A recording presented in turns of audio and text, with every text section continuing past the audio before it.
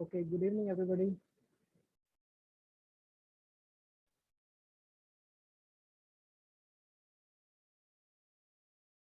मेरी वॉइस आ रही है? Yes, sir. Okay, so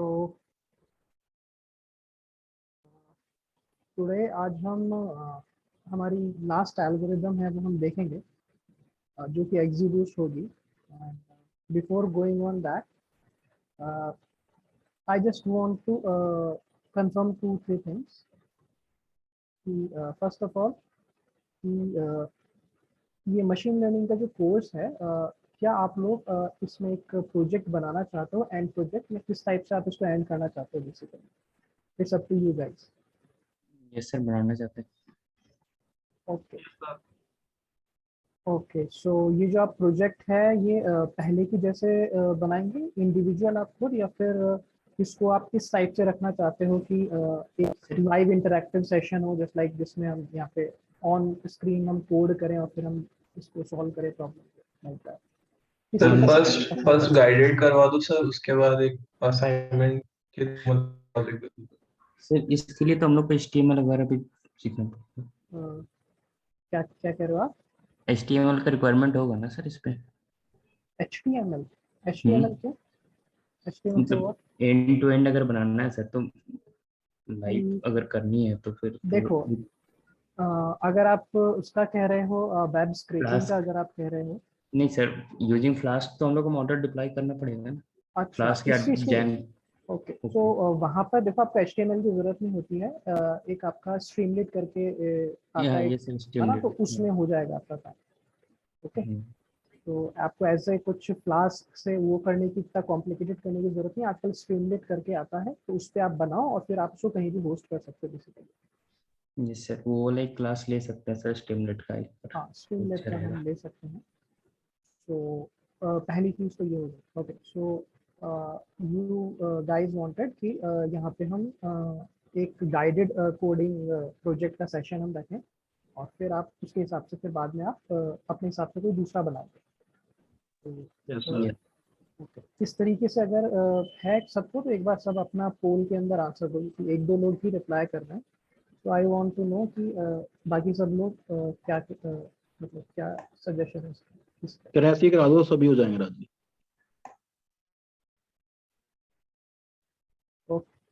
okay, सो ये तो हो गया कि हमारे को एक लाइव करना है.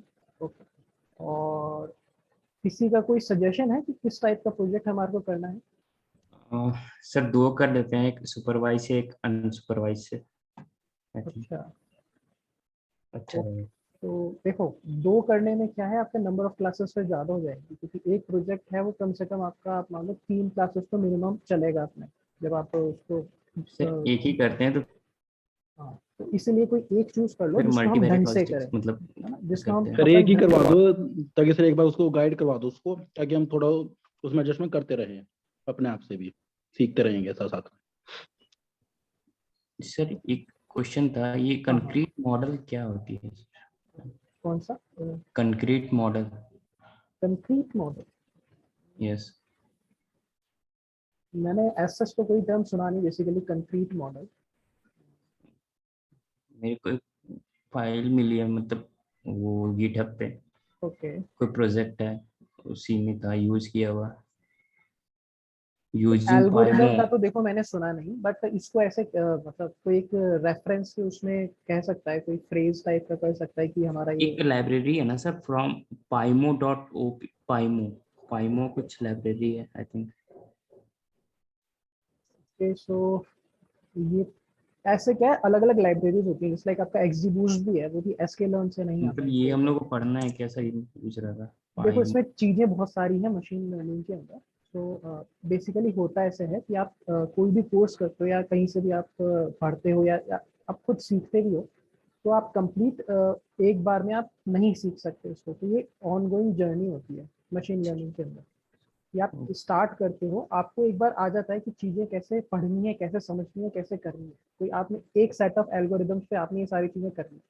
अब जब भी कोई न्यू सेट ऑफ एल्गोरिदम आएगी, मतलब ऐसा नहीं है कि अभी जो है मशीन लर्निंग एल्गोरिदम्स वो ही रहेगी। हो सकता है आपका एक्सजीबूस्ट पुराना हो जाए, रैंडम फॉरेस्ट पुराना हो जाए, नई एल्गोरिदम्स आ जाए, तो उसको भी फिर आपको पढ़ना पड़ेगा और फिर आपको समझना पड़ेगा, फिर उसको यूज करना पड़ेगा। सो it is an ongoing process. नई नई एल्गोरिदम्स आती हैं, नई नई टेक्निक्स आती हैं। ओके, तो ये तो हमारे देखना देखते रहना ये पड़ता सब है। मैंने देखा, ये AML का है, अलजेब्रिक मॉडलिंग लैंग्वेज का है, मॉडलिंग लैंग्वेज। तो ये काफी टाइप से होता है। देखो आपकी जो मॉडलिंग है, जैसे लाइक मैथमेटिकल मॉडलिंग है, उसमें भी काफी टाइप का होता है। जैसे लाइक कुछ क्लास पहले ही किसी ने बताया था कि फ्लूइड डायनामिक्स होता है, तो उसके अंदर भी आपका इस टाइप से होता है।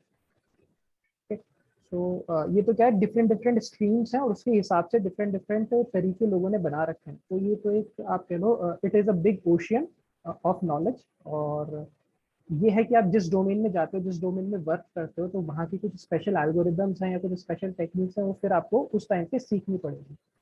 बट यहाँ पर क्योंकि आपने एक बार देख लिया है कि कैसे पढ़ा जाता है, कैसे सीखा जाता है, कैसे बेसिक काम किया जाता है, तो उस नॉलेज को यूज करके फिर आप न्यू लर्निंग कर सकते हो। तो ये कोर्स बेसिकली हमारे को इनेबल करेगा। सबसे पहली चीज जो हमने अभी तक जितना भी पढ़ा उससे ये हुई आप सबके अंदर कि आपका डिफरेंट डिफरेंट एल्गोरिदम्स को समझने का आप लोगों को तरीका आया, कि आपका जो डॉक्यूमेंटेशन है वो कहाँ पे जाके आप सर्च करोगे, उस डॉक्यूमेंटेशन में कैसे देखोगे। ओके, और बेसिक अंडरस्टैंडिंग आपकी बनी है कि कौन सी एल्गोरिदम क्या करती है। ओके, और सेकंड जो चीज़ है ये कि वो ये है कि आपकी झिझक कम हुई है कोड करने की। ओके, हमने काफ़ी कोड किया है थ्रू आउट द एक्सरसाइजेस। हमने काफ़ी प्रैक्टिकल चीज़ें देखी है कि हाउ टू इम्प्लीमेंट हर एल्गोरिदम को प्रैक्टिकली इम्प्लीमेंट करके देखा है। ओके, तो एक जनरली जो स्टार्ट करते हैं तो उनका एक रोड ब्लॉक होता है कि इसको इम्प्लीमेंट कैसे करें। ओके, इम्प्लीमेंट करने के बाद है कि जो आपने थ्योरी में पढ़ा है उसको आप कैसे ट्वीक करो और कैसे आप देखो इसका इफेक्ट क्या आ रहा है आपके डेटा के ऊपर। तो वो सारी चीज़ें भी हमने देखी है। और आपको इसमें पता है कि जिस लाइक हाइपर पैरामीटर्स कैसे चेंज करने चाहिए, या क्या क्या चेंज हमने किया है तो फिर असर कैसे पड़ा है, जैसा कि स्केलिंग का असर कैसे पड़ता है आपके मॉडल की परफॉर्मेंस पे। तो ये सब चीज़ें हमने करके देखी है। तो ये बेसिकली स्टार्टिंग ब्लॉक्स हैं, बेसिक ब्लॉक्स हैं जो मशीन लर्निंग की जर्नी में आपको हेल्प करेंगे। ये आपका कंप्लीट मशीन लर्निंग जर्नी नहीं है, ये मैं स्टार्टिंग से कहता आ रहा हूँ। और मतलब इवन आपकी जैसे कहीं जॉब भी लग जाती है तो भी machine learning is a continuous learning experience. Okay, आपको कंटिन्यूसली लर्न करते रहना पड़ेगा इस फील्ड के अंदर, क्योंकि मतलब इवॉल्विंग फील्ड है और हर बार कुछ ना कुछ नया होता है। Okay, so like this. So okay, तो हम प्रोजेक्ट फिर करेंगे एक्सजीबूस्ट की क्लासेस के बाद। एक्सजीबूस्ट की क्लास में दो पार्ट्स में लूँगा।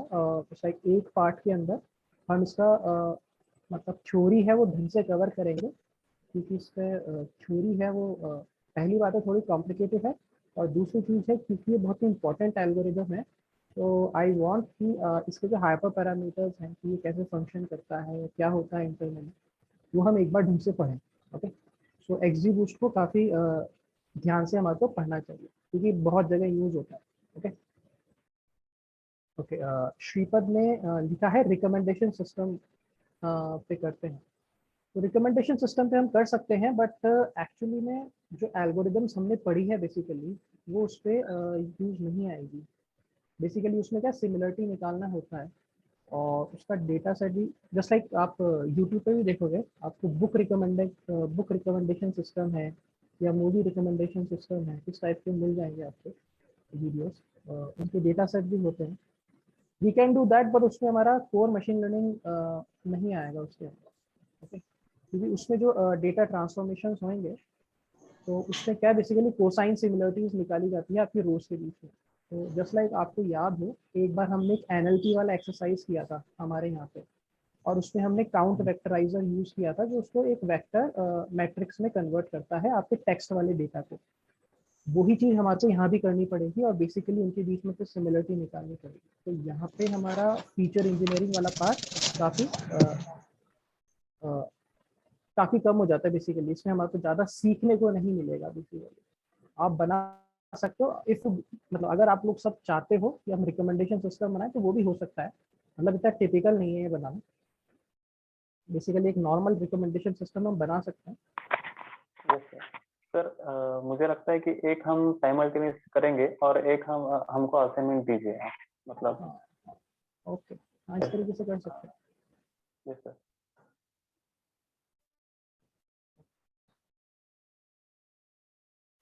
ओके एंड ओके, हाँ लिखते हैं, ठीक है। सो ठीक है, आज का फिर स्टार्ट करते हैं लेक्चर XGBoost का। ओके सो ओके, कोई बताना चाहेगा व्हाट इज XGBoost या क्या इंट्रोडक्शन है किसी का, क्या इंटरेक्शन है XGBoost से? किसी को कुछ भी पता है XGBoost के बारे में? Boosting type model. It works on boosting model. We have a two ensemble technique, bagging and boosting. So it's work on boosting. I think sequentially divide करता है। ओके सो इसके नाम में बूस्ट है, इसका मतलब ये बूस्टिंग टेक्निक यूज करता है। पहली चीज तो वो क्लियर है, ओके। और क्या है कि ये बूस्टिंग यूज करता है? देन इसके बारे में और क्या बता सकते हो कि ये बूस्टिंग यूज करता है? इसके अलावा क्या है XGBoost? What is XGBoost?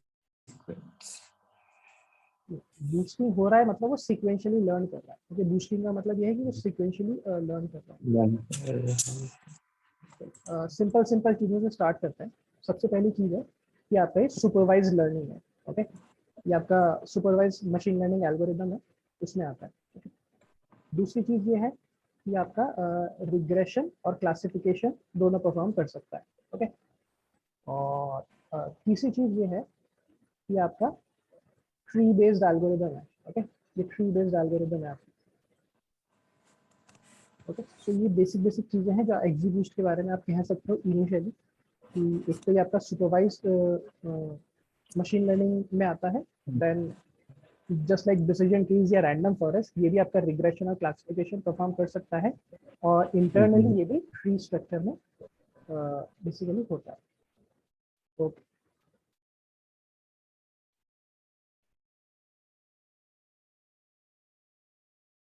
तो स्टार्ट करते हैं XGBoost, ओके। और वन मोर थिंग कि आपका XGBoost है, ये आपका sklearn में नहीं होता है। ये बेसिकली सेपरेट लाइब्रेरी बनाई गई थी और इसको अभी इंडिपेंडेंटली मेंटेन भी किया जाता है, ओके। गिटहब के ऊपर है, ये ओपन सोर्स बना रखा है इसका।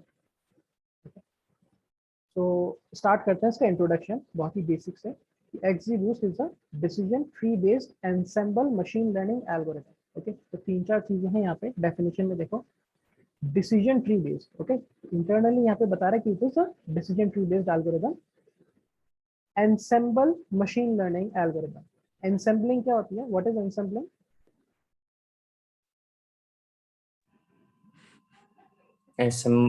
assembles करते हैं डिफरेंट मॉडल्स को, लॉजिस्टिक आपके डिफरेंट मॉडल्स होते हैं उनका यहाँ पे जब आप एक साथ उनको यूज करते हो बेसिकली किसी भी तरीके से, या तो आप सीरीज में यूज करो या पैरेलली यूज करो, तो उन मेथड्स को एंसेंबल टेक्निक्स कहते हैं, ओके।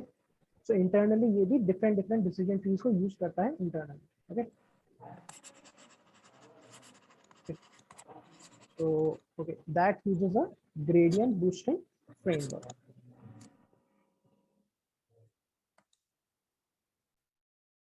सो इंटरनली ये आपका ग्रेडियंट बूस्टिंग फ्रेमवर्क यूज करता है। सो वन मोर थिंग कि हमने हमारे जो अभी तक पूरा लेक्चर है बेसिकली जो हमने पूरा सीरीज कवर किया उसमें हमने दो चीजें एक्चुअली अभी तक कवर नहीं करी है, okay, apart from all the algorithm. एक है आपका ग्रेडियंट डिसेंट और एक है आपका ग्रेडियंट बूस्टिंग, ओके। तो ये दो इम्पोर्टेंट चीजें, इम्पोर्टेंट तो काफ़ी और मतलब काफ़ी कह सकते हो आप, बट ये दोनों थोड़ी इम्पोर्टेंट है जो हमने एक्चुअली कवर नहीं करी है। ग्रेडियंट डिसेंट इसलिए इम्पोर्टेंट है क्योंकि ये आपका बेस बनता है न्यूरल नेटवर्क से।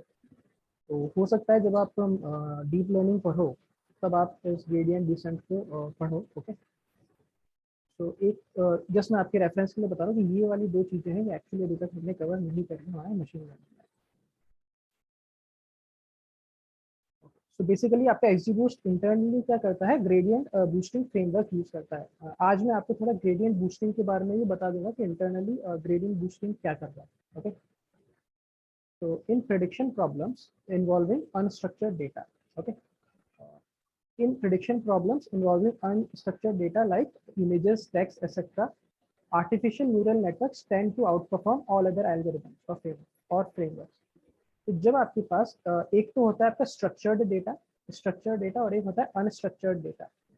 कोई डिफरेंस बता सकता है कि what is the difference between structured data and unstructured data? Row and column format में होता है sir structured data. Structured data में आपका टैबुलर फॉर्मेट होता है बेसिकली, ओके। और unstructured data like images and text, इसका कोई फॉर्मेट नहीं होता। यस। सो अभी आप देखो तो आपका अनस्ट्रक्चर्ड डेटा का वॉल्यूम काफ़ी बढ़ रहा है क्योंकि हमारा जो डेटा कैप्चर डिवाइसेस है वो काफ़ी बढ़ गए हैं। तो अभी आपका अनस्ट्रक्चर्ड डेटा काफ़ी अमाउंट में है और अनस्ट्रक्चर्ड डेटा को आपकी ये वाली एल्गोरिदम्स हैं ये इतने ढंग से हैंडल नहीं करती हैं, जस्ट लाइक जो हमने पढ़ा ना XGBoost वगैरह या रैंडम फॉरेस्ट या ऑल सब, उसको आपका न्यूरल नेटवर्क्स आउट परफॉर्म करता है बाकी सारे इन मॉडल से, ओके। अनस्ट्रक्चर्ड डेटा पे आपका ये न्यूरल नेटवर्क से अच्छा परफॉर्म करते हैं। However, when it comes to small to medium structured or tabular data, decision tree based algorithms are considered best in class right now, okay। उसमें क्या है आपका डिसीजन ट्री बेस्ड जो एल्गोरिदम्स हैं वो बेस्ट इन क्लास होती है if it comes to structured data, okay, small to medium structured data. आपका डिसीजन ट्री बेस्ड एल्गोरिदम्स कौन कौन सी हैं फटाफट बताओ। एक तो आपका decision tree, next random forest आ गया, next extra tree classifier tree classifier, हाँ ये भी होता है एक्स्ट्रा ट्री क्लासिफायर। और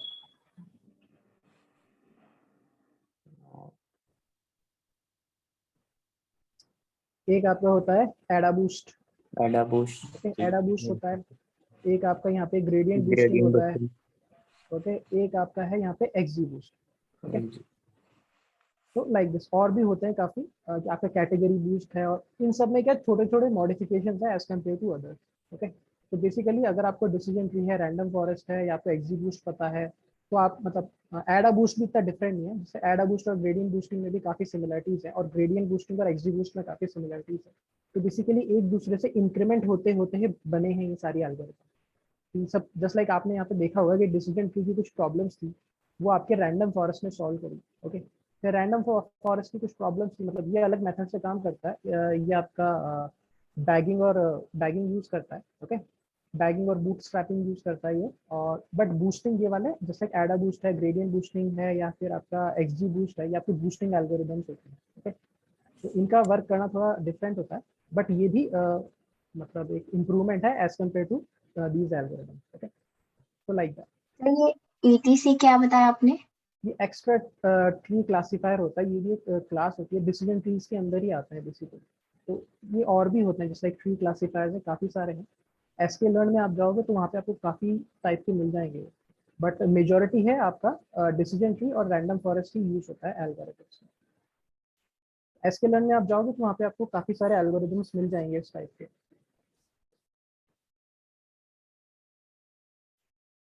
सो XGBoost एल्गोरिथम के बारे में पढ़ते हैं। So XGBoost algorithm was developed as a research project at University of Washington. तो यूनिवर्सिटी ऑफ वाशिंगटन में एज अ रिसर्च प्रोजेक्ट था, बेसिकली स्टूडेंट्स था, तो उन्होंने इसमें उसको डेवलप किया था। कौन स्टूडेंट थे ये?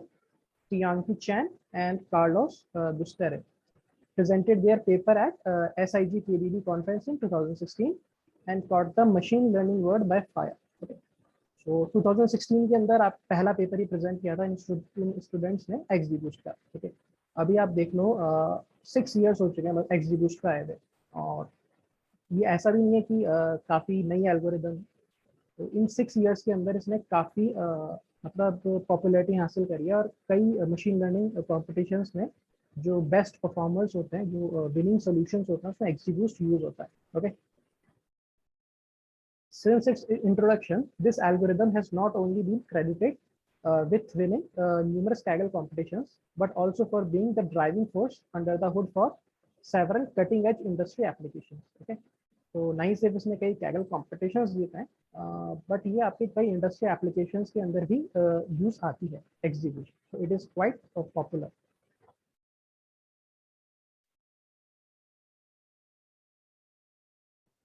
Okay. सो यस, यहाँ पे एक बार देखेंगे कि इसका एवोल्यूशन किस टाइप से हुआ है XGBoost का। ओके, तो स्टार्टिंग से लेते हैं। सबसे पहला है डिसीजन ट्री वाला पार्ट।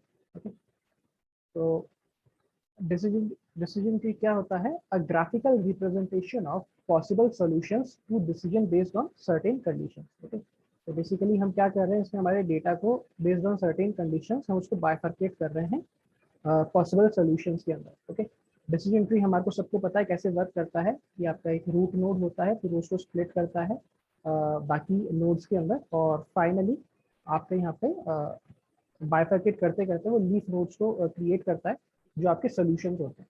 ओके, तो this is your decision tree. Decision tree के बाद आया आपका बैगिंग। ओके, तो कोई बताएगा क्विकली बैगिंग क्या होता है? हमने काफ़ी पढ़ रखा है बैगिंग।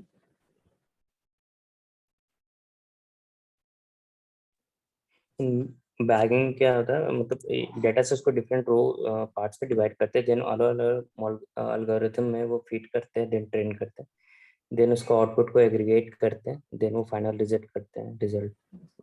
तो बैगिंग को आप ऐसे भी समझ सकते हो बेसिकली कि आपने एक बैग के अंदर आपके डिफरेंट मॉडल्स थे, उनके आउटपुट आपने स्टोर कर लिए, और फिर जो मेजॉरिटी आपका होगा सेम टाइप का आउटपुट वो आप सेलेक्ट कर रहे हैं। ओके, तो bagging is something like that. तो बैगिंग को आपका बूटस्ट्रैप एग्रीगेशन भी कहते हैं। बूटस्ट्रैप एग्रीगेटिंग और bagging is an ensemble meta algorithm combining prediction from multiple decision trees through a majority voting mechanism. Okay, so this is known as bagging. तो decision tree के बाद आपका बैगिंग वाला mechanism आया। ओके, और bagging में कुछ इस टाइप से होता है। ओके, जो हमने अभी पढ़ा। नाउ बैगिंग का यूज करते हुए आपका रैंडम फॉरेस्ट जनरेट हुआ। ओके, तो रैंडम फॉरेस्ट क्या है?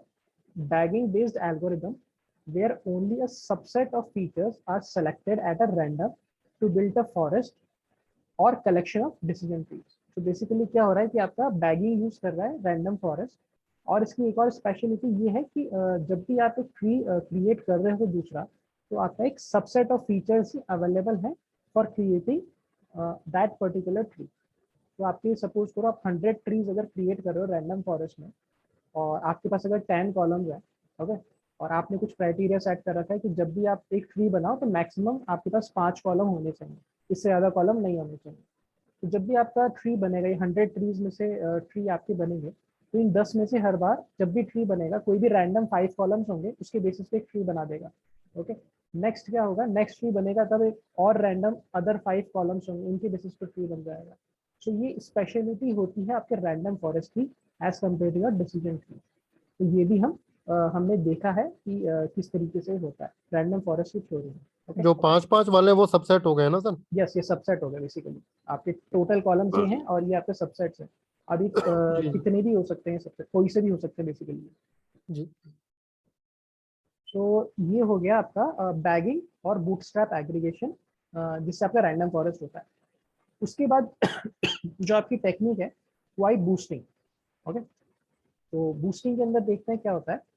मॉडल्स आर बिल्ट सीक्वेंशियली, ये लाइन यहाँ पे बहुत इंपॉर्टेंट है कि आपके सीक्वेंशियल मॉडल्स बनते हैं।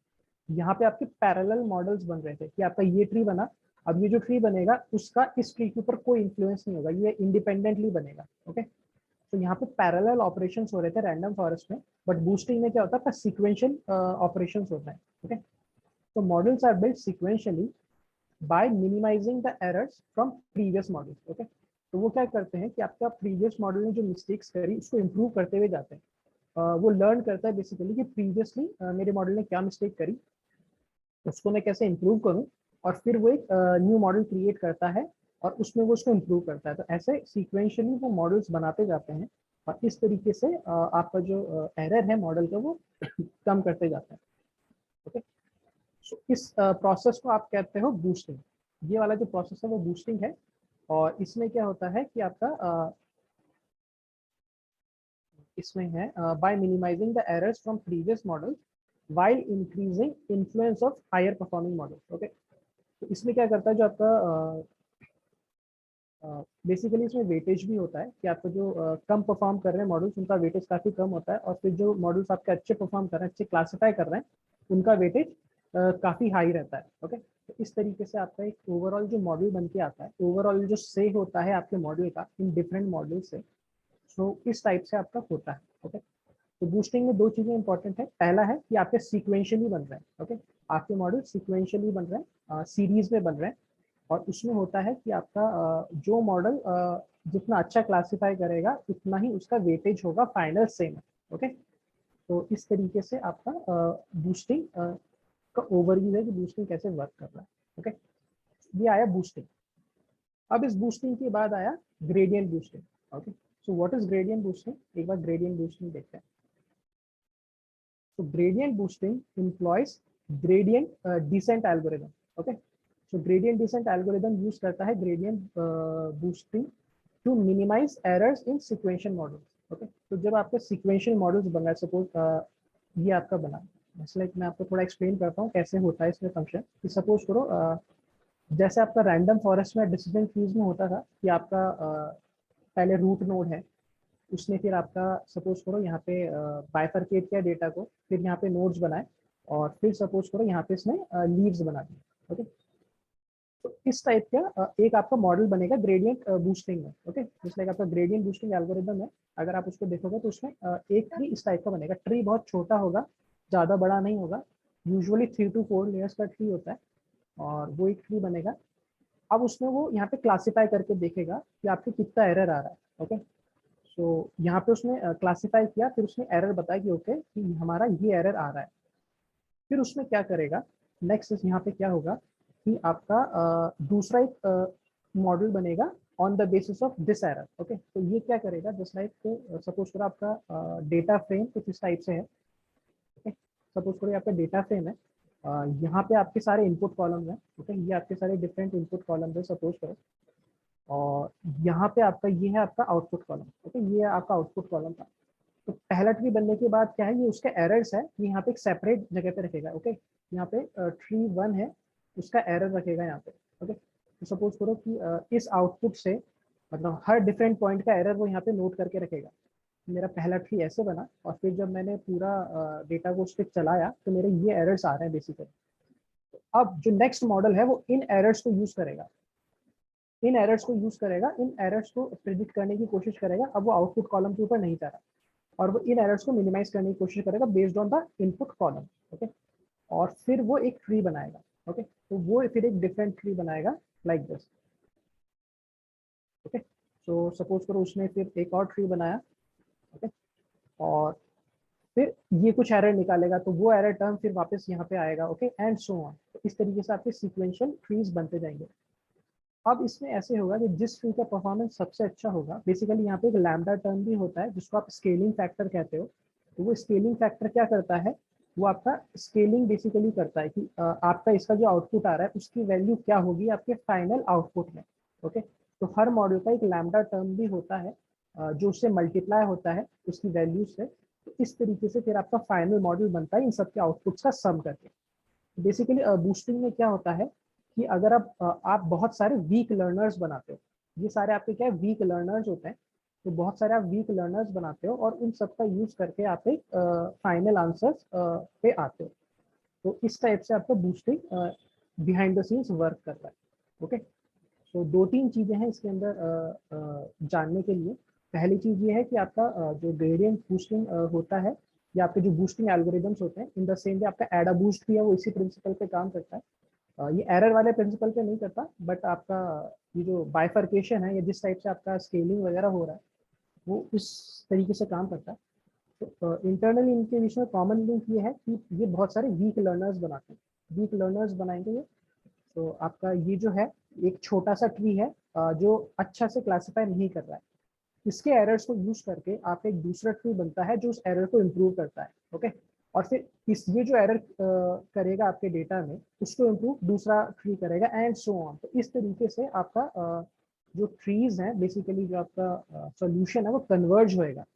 ओके, तो आपका जो मॉडल है बेसिकली वो कन्वर्ज होएगा और आपका एरर को वो लो करेगा। ओके, लाइक जैसे अगर आपका ऐसा कर्व है आपके एरर का, तो आपका इस तरीके से जिस लाइक ग्रेडियंट बूस्टिंग का यूज करते हुए आपका जो मॉडल है वो इस तरीके से कन्वर्ज करेगा। सपोज प्लीज के कलर करते हैं, तो अगर स्टार्ट इसने यहाँ से किया, सपोज लॉस यहाँ पे है, तो फिर जो नेक्स्ट मॉडल बनेगा वो इसके जो लॉस है, जो इसके एरर्स है, उसको कम करके वो यहाँ पे लेके आएगा एंड सो ऑन। तो स्टार्टिंग में जैसे ग्रेडियंट बूस्टिंग में क्या होता है कि स्टार्टिंग वाला स्ट्राइड बड़ा होता है।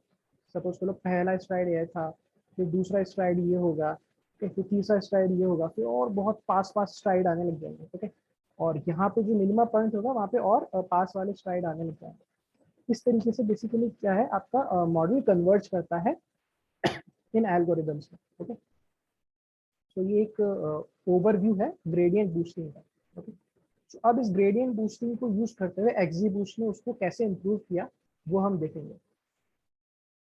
तो बेसिकली ग्रेडियंट बूस्टिंग हमने थोड़ा देखा कि वो किस तरीके से वर्क कर रहा है। बेसिकली वो एरर्स को इम्प्रूव कर रहा है कि एक मॉडल है वो उसका जो एरर है उसको दूसरा मॉडल इम्प्रूव करेगा, फिर वो जो एरर क्रिएट कर रहा है उसको तीसरा मॉडल इम्प्रूव करेगा and so on. Okay, now in XGBoost optimised gradient boosting algorithm. Okay, अब यहाँ पे ग्रेडियंट बूस्टिंग एल्गोरिदम है उसको थोड़ा ऑप्टिमाइज करते हैं थ्रू पैरेलल प्रोसेसिंग। यहाँ पे आपकी पैरेलल प्रोसेसिंग नहीं होती है, बट यहाँ पे आप पैरेलल प्रोसेसिंग होती है। ट्री प्रूनिंग आप कर सकते हो, handling missing values and regularisation to avoid बायस। तो ग्रेडियंट बूस्टिंग के अंदर ये सारी फीचर्स नहीं थे, बट XGBoost ने ये सारे फीचर्स डाले। क्या क्या फीचर्स है कि आपका पैरेलल प्रोसेसिंग अलाउ करता है ये। ओके, आप इसमें खुद चाहो ट्री प्रूनिंग कर सकते हो। यहाँ पे आपका जो मिसिंग वैल्यूज है वो ऑटोमेटिकली हैंडल होता है। ओके, तो बेसिकली आपका XGBoost है ये मिसिंग वैल्यूज को भी हैंडल करता है एंड रेगुलराइजेशन, और इसके अंदर इनबिल्ट रेगुलराइजेशन भी है जो ओवरफिटिंग और आपका जो बायस है बेसिकली उसको हैंडल करता है। तो ये सारी एक्स्ट्रा चीजें हैं आपके ग्रेडियंट बूस्टिंग के ऊपर XGBoost में, जो इसको एक कंप्लीट पैकेज बनाता है।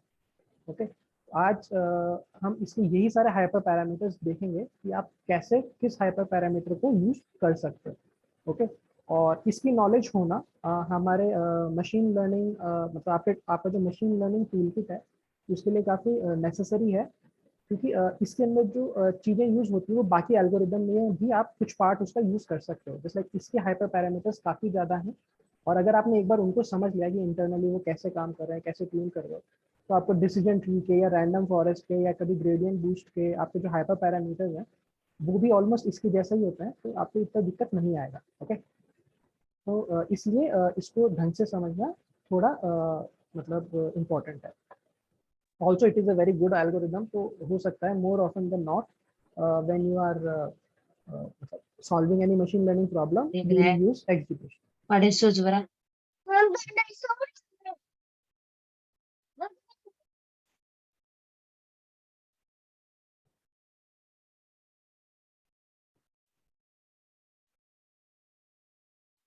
ओके, सो ऊपर हमने देखा था कि कैसे इवोल्यूशन हुआ बेसिकली डिफरेंट डिफरेंट एल्गोरिदम्स का।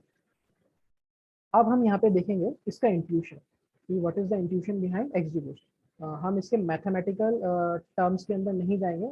इफ़ यू वांट, अगर आपको लगता है आज के लेक्चर के बाद कि हमारा कुछ मैथमेटिक्स भी सीखना है तो लेट मी नो, उसका भी एक लेक्चर हो जाएगा। ओके, बट इतना नेसेसरी नहीं है इसके मैथमेटिक्स में जाना, रादर देन ज़रूरी ये है कि आप समझो इसके क्या क्या फंक्शंस होते हैं जो आप इसको यूज़ कर सकते हो।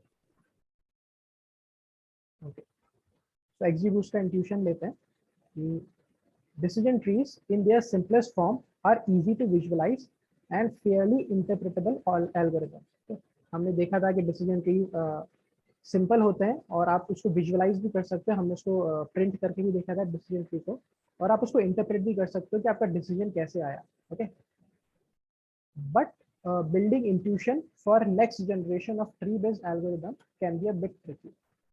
बट जो चीजें हमने डिसीजन ट्री के अंदर करी थी वही सारी चीजें हम जो नेक्स्ट जनरेशन है आपके ट्री बेस्ड एल्गोरिदम्स में उसमें नहीं कर सकते.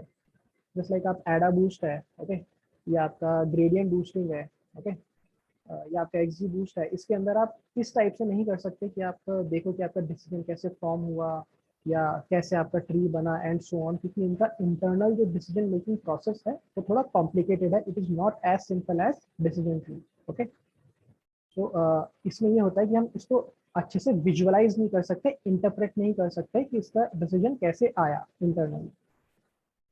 तो जो हमने ऊपर देखा था डिसीजन ट्रीज, बैगिंग है, बूस्टिंग है, ओके, एक बार उसको थोड़ा टेक्निकल टर्म्स में थोड़ा अंडरस्टैंड करते हैं ताकि सीक्वेंशियली जब हम XGBoost तक पहुंचे तब आपको थोड़ा आइडिया हो जाए कि कैसे वो इवॉल्व हुआ है. ओके, तो बहुत ही सिंपल टर्म्स में स्टार्ट करेंगे.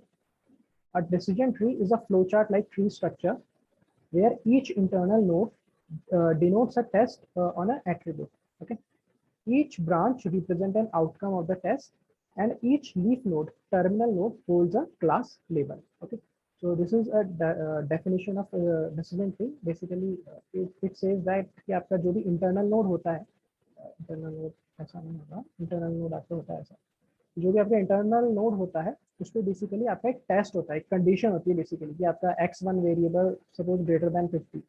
तो ये आपका एक टेस्ट हो रहा है, बेसिकली कंडीशन है, और इससे जो ब्रांचेस निकलती हैं ये इसके आउटकम होता है कि आपका इसका आउटकम ये आया और इस वाली साइड इसका आउटकम ये आया, सपोज ट्रू और फॉल्स है तो इसका आउटकम ये आया. और जो आपकी लीफ नोड्स होते हैं, जो सपोज आपके फाइनल लीफ नोड्स होते हैं, वो बेसिकली क्या होता है, आपके क्लास लेबल्स होते हैं कि कौन सी क्लास की category. Okay, whether it is iris या setosa या versicolor. Okay, like that. A tree can be learned by splitting the source set into a subset of an attribute value test. आपका जो tree होता है वो कैसे learn करता है, बेसिकली डेटा स्प्लिट करके वो लर्न कर रहा है. आपका जो डेटा सेट है उसको स्प्लिट कर रहा है on the basis of some rules और फिर उससे वो लर्न कर रहा है. This process is repeated on each derived subset in a recursive manner called recursive partitioning. तो ये आपका जो प्रोसेस होता है डेटा स्प्लिट करने का on the basis of certain conditions, ये आपका रिपीट होता है रिकर्सिव मैनर में, और इसको आप कहते हो recursive partitioning. The recursion is completed when a subset at a node all has the same value of the target variable, और when splitting no longer adds value to prediction. तो आपका ये स्प्लिटिंग कब रुकती है, जब फाइनली आपकी जो लीफ नोड है या तो वो प्योर लीफ नोड बन जाएगी, ओके, या फिर आप कोई कंडीशन दोगे कि आपका डेप्थ का ही होना चाहिए तब आप रोक दो, या आपका इंफॉर्मेशन गेन इतना होना चाहिए मिनिमम तभी आप स्प्लिट करो, उस कंडीशन पे आपकी रुक जाती है. ओके, सो ये आपका डिसीजन ट्री होता है. ये बेसिकली डिसीजन ट्रीज के फंक्शनिंग था, और अब हम देखेंगे कि इस फंक्शनिंग को लेके आगे कैसे इंप्रूवमेंट हुआ. ओके, तो डिसीजन ट्रीज के बाद आपका बैगिंग आता है. ओके, तो बैगिंग में क्या हो रहा था basically, a bagging classifier is an ensemble meta estimator that fits base classifier each on random subsets of original data sets. Okay, तो यहाँ पे बेसिकली पहले बूटस्ट्रैपिंग होती है कि आपका जो ओरिजिनल डेटा सेट है इसका रैंडम सैंपल्स होते हैं यहाँ पे, और उसको यूज करके आपका कोई भी जो एल्गोरिदम है, जो भी मॉडल है, उस पर फिट होता है डेटा. ओके, तो इस वाले जो प्रोसेस है उसको आप बूटस्ट्रैपिंग कहते हो, जो आपके रैंडम सैंपल्स होता है डेटा का, उसको यूज करके आप ट्रेनिंग कर रहे हो मॉडल्स को. Okay, and then aggregated their individual prediction either by voting or by averaging. Okay, तो अगर आपका रिग्रेशन प्रॉब्लम है तो आपका एवरेज हो जाएगा, अगर आपका क्लासिफिकेशन प्रॉब्लम है तो आपका वोटिंग पे होएगा. तो आपके डिफरेंट क्लासिफायर्स का जो आउटपुट है वो इस टाइप से आप उसको प्रोसेस करते हो, और फिर फाइनल आप कहते हो कि इसका ये आउटपुट है. ओके, इस प्रोसेस को, ये वाला जो प्रोसेस है, इस प्रोसेस को अपन बैगिंग कहते हैं. Such a meta estimator can typically be used as a way to reduce variance of a black box estimator. Okay, तो ये क्या होता है बेसिकली, आपका वेरिएंस रिड्यूस करने के लिए होता है, क्योंकि आपका जो डिसीजन ट्री होता है, बेसिकली डिसीजन ट्री में प्रॉब्लम थी है। तो डिसीजन ट्री क्या है, आपका ओवरफिट होता है। ओके, ओवरफिट होता है, ये हमने देखा था कि आपका ओवरफिटिंग काफ़ी रहती है डिसीजन ट्रीज में। तो ओवरफिटिंग में क्या होता है बेसिकली, आपका बायस होता है वो आपका लो होता है, बट आपका वेरिएंस होता है वो हाई होता है। ओके, ओवरफिटिंग में। तो ये जो मेथड है बैगिंग के मेथड से क्या होता है, आपका वेरिएंस है आप उसको नीचे लेके आते हो। ओके, तो इससे आपका वेरिएंस है वो कम होता है। Okay, so by introducing randomization into its construction procedure and then making an ensemble out of it, तो because of this reason आपका वेरिएशन है वो कम होता है, जो वेरिएंस है बेसिकली आपका मॉडल का वो कम होता है बाय इंट्रोड्यूसिंग रैंडमाइजेशन, कि आप रैंडम डेटा ले रहे हो बेसिकली और रैंडम ही आप मॉडल बना रहे हो और फिर आप इन सबका एनसेंबल करके रिजल्ट निकाल रहे हो। ओके, तो आपका जो वेरिएंस है वो कम होता है इससे। Each base classifier is trained in parallel, और आपका जो भी क्लासीफायर है सब पैरेलली ट्रेन हो रहा है, तो एक दूसरे से कोई इंटरेक्शन नहीं है, जैसे इसका और इससे कोई इंटरेक्शन नहीं है। So each base classifier is trained in parallel with a training set which is generated by randomly drawing with replacement. Okay, so n examples हैं, अगर आपके टोटल यहाँ पे n है तो यहाँ पे भी आपका n एग्जाम्पल्स लेगा वो, बट यहाँ पे आपका रैंडमली n एग्जाम्पल्स लेगा और हो सकता है कुछ एग्जाम्पल्स आपके रिपीट हो रहे हैं। Okay, the training set for each of the base classifier is independent of each other. Many of the original data may be repeated in the resulting training set while others may be left out. Okay, तो ये सब हम random forest के अंदर पढ़ चुके थे, what is bagging. Okay, तो दिस इज बैगिंग। अब नेक्स्ट आता है रैंडम फॉरेस्ट के ऊपर। सो रैंडम फॉरेस्ट में क्या है, every decision tree has high variance. Okay, आपके डिसीजन ट्री का हाई वेरिएंस होता है, but when we combine all of them together in parallel then the resultant variance is low as each decision tree gets perfectly trained on that particular sample data, and hence the output doesn't depend on one decision tree but multiple decision trees. Okay, so basically आपका multiple decision trees use होते हैं to get the output, और इस वजह से आपका जो variance है आपके डेटा में वो लो होता है। In the case of a classification problem, the final output is taken by using the majority voting classifier. Okay, तो आपका majority voting होती है उसके बेसिस पे लिया जाता है। In the case of a regression problem, the final output is the mean of all output, और regression में आपका basically average लिया जाता है हर classifier के output, हर model के output का। This part is known as aggregation. Okay, इसको बूटस्ट्रैप एग्रीगेशन बोलते हैं बेसिकली, और इसी पार्ट को अपन बैगिंग भी बोलते हैं। The basic idea behind this is to combine multiple decision trees in determining the final output rather than relying on individual decision trees. Okay, so random forest has multiple decision trees as base learning models. We randomly perform row sampling and feature sampling from data set, forming sample data set for every model. Okay, this is called bootstrap. यहाँ पे bootstrap की little definition है basically कि हम randomly sample करते हैं, हमारे जो ओरिजिनल डेटा है उसके अंदर से रो सैंपल करते हैं रैंडमली, और फिर हम एक न्यू डेटा सेट बनाते हैं और फिर उससे हम मॉडल को ट्रेन करते हैं। ओके, सो ये हमने काफ़ी बार कवर कर रखा था। और अब आते हैं बूस्टिंग के ऊपर कि व्हाट इज बूस्टिंग। तो एक बार थ्योरी पढ़ते हैं फिर इस डायग्राम को देखते हैं। Boosting is an ensemble modeling technique that attempts to build a strong classifier from the number of weak classifiers. Okay, so क्या करता है boosting? It is a technique that attempts to build a strong classifier from the number of weak classifiers. तो बहुत सारे weak classifier बनाएगा और उससे वो improve करते करते एक strong classifier की तरफ build करने की कोशिश करता है। It is done by building a model by using weak models in series. Okay, तो आपका वीक मॉडल्स बनाता है सीरीज के अंदर। Firstly a model is built from a training data. Okay, training data से एक मॉडल बनेगा। Then the second model is built which tries to correct the errors present in the first model. Okay, तो second model बनेगा which tries to correct the errors present in the first model. This procedure is continued and models are added until either the complete training data set is predicted correctly or maximum number of models are added. Okay, तो इसमें कैसा होता है basically, just like इस example से देखें कि आपका ओरिजिनल डेटा यहाँ पर है. ओके, और फिर आपने एक क्लासीफायर बनाया जो कि वीक क्लासीफायर है. कुछ डेटा पॉइंट उसने करेक्टली क्लासीफाई किए और ये सारे डेटा पॉइंट्स हैं इसने इनकरेक्टली क्लासीफाई किए. तो बेसिकली ये इसके एरर्स हैं इस डेटा सेट के. तो ये वाला डेटा सेट फिर आपका ये वाला डेटा सेट आ गया. ओके, आपका ये आपका वेटेड डेटा है. ओके, अब इस डेटा सेट को यूज करके आपका दूसरा क्लासीफायर है वो ट्रेन हो रहा है और फिर उसने इस डेटा सेट में से कुछ करेक्ट प्रिडिक्शन किए और कुछ एरर्स किए. अब इसके एरर्स जाएंगे दूसरे मॉडल को और फिर इस तरीके से पूरा प्रोसीजर चलता जाएगा. तो कब रुकेगा ये प्रोसीजर? दो कंडीशन है. until either the complete training data set is predicted, या तो जब तक पूरा complete data set आपका predict नहीं हो जाता हर वीक लर्नर से, और maximum number of models are added, या आपने एक कंडीशन दी कि ओके इतने ही मतलब मेरे को मॉडल्स चाहिए, इतने ही नंबर ऑफ वीक लर्नर्स आप बनाओ, तो वो आपका क्राइटेरिया कंप्लीट नहीं हो जाता तो तब तक वो चलता जाएगा. सो बेसिकली ये एक ओवरव्यू है बूस्टिंग की. डिफरेंट बूस्टिंग टेक्निक अलग अलग टाइप की बूस्टिंग यूज करती है. इसको देख के ये मत समझ लेना कि हर टाइम इस टाइप से ही होता है, क्योंकि इंटरनली हर किसी का जो बूस्टिंग करने का तरीका थोड़ा थोड़ा डिफरेंट है. But basic principle is like this कि आपका सीरीज के अंदर वीक लर्नर्स बनते हैं और फिर वो सीक्वेंशियली आपके मॉडल को इम्प्रूव करते जाते हैं. ओके, लाइक दैट, एक दूसरे का एरर्स यूज करते हुए उसको इम्प्रूव करते हुए जाते हैं. तो ये बेसिक आइडिया है आपका बूस्टिंग का. और नेक्स्ट आते हैं ग्रेडियंट बूस्टिंग पे. तो ग्रेडियंट बूस्टिंग क्या होती है कि gradient boosting is a popular boosting algorithm.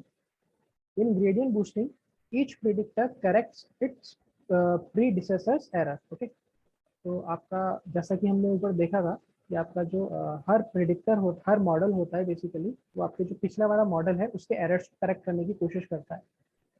In contrast to AdaBoost, the weights of the training instances are not tweaked. Okay, तो AdaBoost में होता है कि आपका जो ट्रेनिंग इंस्टेंसेस है बेसिकली उसके जो वेट्स हैं वो ट्वीक कर दिए जाते हैं, बट यहाँ पे ऐसा नहीं होता है. Instead, each predictor is trained using residual errors of predecessors as labels. तो इसमें क्या होता है बेसिकली, जैसा मैंने ऊपर आपको पहले बताया था कि सपोज करो अगर ये आपके ट्रेनिंग पॉइंट्स हैं और यहाँ पे आपका आउटपुट है, तो यहाँ पे जब ग्रेडियंट बूस्टिंग एल्गोरिथम यूज होती है तो बेसिकली वो एरर कैलकुलेट करती है with respect to this output using this data. और नेक्स्ट क्या करती है, जस्ट लाइक नेक्स्ट अगर ट्री बनेगा तो वो आउटपुट डेटा को नहीं यूज में लेगा, अब वो इस एरर वाले कॉलम को यूज में लेगा और वो ट्राई करेगा इस एरर को कम करने का. ओके, सो इस तरीके से आपका ग्रेडियंट बूस्टिंग डिफर करता है AdaBoost से. Okay, so there is a technique called gradient boosted trees whose base learner is CART. Okay, classification and regression trees. तो बेसिकली इसके अंदर जो इंटरनल जो बनते हैं जो ग्रेडियंट बूस्टिंग जो ट्रीज होते हैं बेसिकली उसके अंदर क्या होता है कि आपका जो कार्ट प्रोसीजर होता है जिससे आपके ट्रीज बनते हैं, जो हमने डिसीजन ट्री लाइक आप sklearn के डॉक्यूमेंटेशन में जाओगे डिसीजन ट्रीज के, तो हमने एक बार लेक्चर में भी देखा था कई टाइप के एल्गोरिदम्स होते हैं ट्रीज बनाने के. जस्ट लाइक एक आपका होता है ID3 करके, एक पॉपुलर ID3 करके एल्गोरिदम है, उससे ट्रीज बनते हैं. और एक C4 करके टाइप का है, एग्जैक्टली मेरे को नेम ध्यान नहीं, बट sklearn जो डिफॉल्ट यूज करता है वो कार्ट एल्गोरिदम यूज करता है, क्लासिफिकेशन एंड रिग्रेशन ट्रीज करके, जिस हिसाब से वो ट्रीज बनाता है. तो ग्रेडियंट बूस्टिंग ट्रीज भी ये कार्ट एल्गोरिदम ही यूज करते हैं. बेसिकली कार्ट जो है क्लासिफिकेशन एंड रिग्रेशन ट्रीज वही इंटरनली यूज करता है. ओके, जो आपका डिसीजन ट्रीज में डिफॉल्ट यूज होता है. Okay, and now we come to XGBoost. So XGBoost is an implementation of gradient boosted decision trees. ओके, तो ये क्या है, आपका जो ग्रेडियंट बूस्टेड डिसीजन ट्रीज है उनका इम्प्लीमेंटेशन है XGBoost. XGBoost models majorly dominate in many Kaggle competitions. In this algorithm, decision trees are created in sequential forms. Okay, so basically आपके decision trees create होता है sequential forms में, कि आपका एक decision tree हुआ. Okay, सपोज करो एक डिसीजन ट्री है, फिर सीक्वेंशियल फॉर्म में फिर दूसरा डिसीजन ट्री यहाँ पे क्रिएट होता है। Weights play an important role in XGBoost. Okay, weights are assigned to all independent variables which are then fed into a decision tree which predicts result. So basically क्या है, यहाँ पे भी आपका जो हर ट्री है उसका एक वेट असाइन किया जाता है कि आपका मतलब जो वेट है वो कितना होगा उस ट्री का। ओके, और उन वेट्स के बेसिस के ऊपर ही आपका जो फाइनल प्रेडिक्शन होता है वो आता है। Okay, the weights of variables predicted wrong by the tree is decreased and these variables are then fed to second decision tree. So basically इसमें क्या होता है, just like मैं आपको बताऊं, बहुत ही ओवरव्यू मैं आपको देता हूं, इसके मैथमेटिक्स में मैं नहीं जाता। तो बेसिकली क्या है कि सबसे पहले ये एक बेस आपका नोड ये क्रिएट करता है और उसमें क्या करता है, आपके एरर्स यहाँ पे स्टोर करता है। ओके, और एरर स्टोर करने के बाद जस्ट लाइक आपका डिसीजन ट्री में देख लो, एक इंफॉर्मेशन गेन टाइप का एक वेरिएबल होता था ना, जिससे आप निकालते थे कि इसने कितना इंफॉर्मेशन गेन किया। ऐसे ही यहाँ पे एक निकलता है आपका कि आपका बेसिकली इसने कितना लॉस आपका बेसिकली कम किया, कि आपके लॉस की वैल्यू क्या है इसके ऊपर। ओके, अब यहाँ पे क्या है, on the basis of this decision आपके दो नोड्स क्रिएट होते हैं। ओके, एक आपका लेफ्ट वाला नोड क्रिएट होगा और एक आपका राइट वाला नोड क्रिएट होगा। ओके, और फिर बेसिकली क्या है, इसका भी लॉस निकलेगा कि इसने कितना लॉस कम किया और इसने कितना लॉस कम किया। तो जब आपका ट्रीज बनता है बेसिकली, तो आपका इस टाइप से देखा जाता है कि इन तीनों का लॉस कंसिडर किया जाता है और फिर देखा जाता है कि क्या ये पार्टीशन सही था कि नहीं था। ओके, या इसको कैसे इम्प्रूव कर सकते हैं। तो इस टाइप से बेसिकली आपका XGBoost अंदर इंटरनली डिवाइड करता है। ओके, तो इस वाले प्रोसीजर को ज़्यादा अंडरस्टैंड करने की ज़रूरत नहीं है, क्योंकि फर्स्ट ये थोड़ा सा कॉम्प्लिकेटेड प्रोसीजर है इसका, और सेकंड है कि आपका जब आप ट्री फॉर्म कर रहे हो तो इसकी आपको इतनी ज़रूरत नहीं होती है। ओके, ये इंटरनली कैसे वर्क कर रहा है, क्योंकि आप जितना आगे जाते जाओगे आप उतनी ही आपको ब्लैक बॉक्स एल्गोरिदम्स मिलते जाएंगी जिसके इंटरनल प्रोसीजर काफ़ी कॉम्प्लेक्स होता है और उसमें आप समझ नहीं सकते कि इंटरनली वो कैसे परफॉर्म कर रहा है। जितना आप समझ सकते हो उतना अपने को अंडरस्टैंड करना चाहिए, बट अगर आप ज़्यादा डिटेल में जाओगे तो आप हो सकता है कंफ्यूज हो जाओ बेसिकली, क्योंकि इसमें कई मतलब इसमें सॉल्यूशंस होते हैं। बेसिकली इसमें आपका पूरा डेरिवेशन होता है कि इसका लॉस फंक्शन कैसे काम करता है। ओके, और इसका आप कह सकते हो कि इसका डिफरेंट ट्रीज कैसे बनते हैं, इसका ऑप्टिमाइजेशन कैसे है, ऑप्टिमाइजेशन कैसे हो रहा है इस एल्गोरिथम का, एंड सो ऑन। ओके, इसमें काफ़ी चीज़ें हैं। तो ऐसे ये इंडिविजुअल क्लासीफायर्स बनाते हैं बेसिकली कि ऑन द बेसिस कि आपका किस सिस्टम का कितना लॉस है। ओके, या उस पार्टीशन पे कितना आपको वैल्यू मिल रहा है, और फिर वो सिक्वेंशियली उसको इम्प्रूव करता जाता है। So these individual classifier predictors then ensemble to give a strong and more precise model. It works on regression, classification, ranking, and user-defined prediction problems. Okay, so like this, इन सारी चीजों पे work करता है।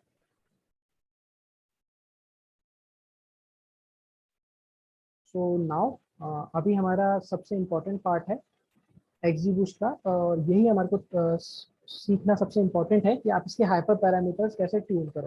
Okay, क्योंकि इसमें काफ़ी सारे hyper parameters हैं और इसका थोड़ा ट्यूनिंग आना हमारे को ज़रूरी है। तो following are the categories of XGBoost hyper parameters. तो 3 कैटेगरीज में उसको बांट रखा है XGBoost के हाइपर पैरामीटर्स को।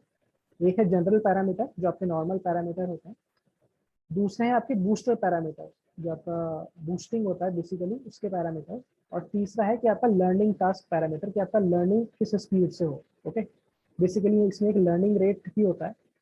ये लर्निंग रेट है, ये आपका ग्रेडियंट डिसेंट के अंदर यूज में आता है। तो ग्रेडियंट डिसेंट में क्या है कि हमें एक लर्निंग रेट प्रोवाइड करना पड़ता है, तो यहाँ पे भी वो यूज में आता है। तो ये भी काफ़ी इंपॉर्टेंट हाइपर पैरामीटर होता है आपके मॉड्यूल को कन्वर्ज करने में।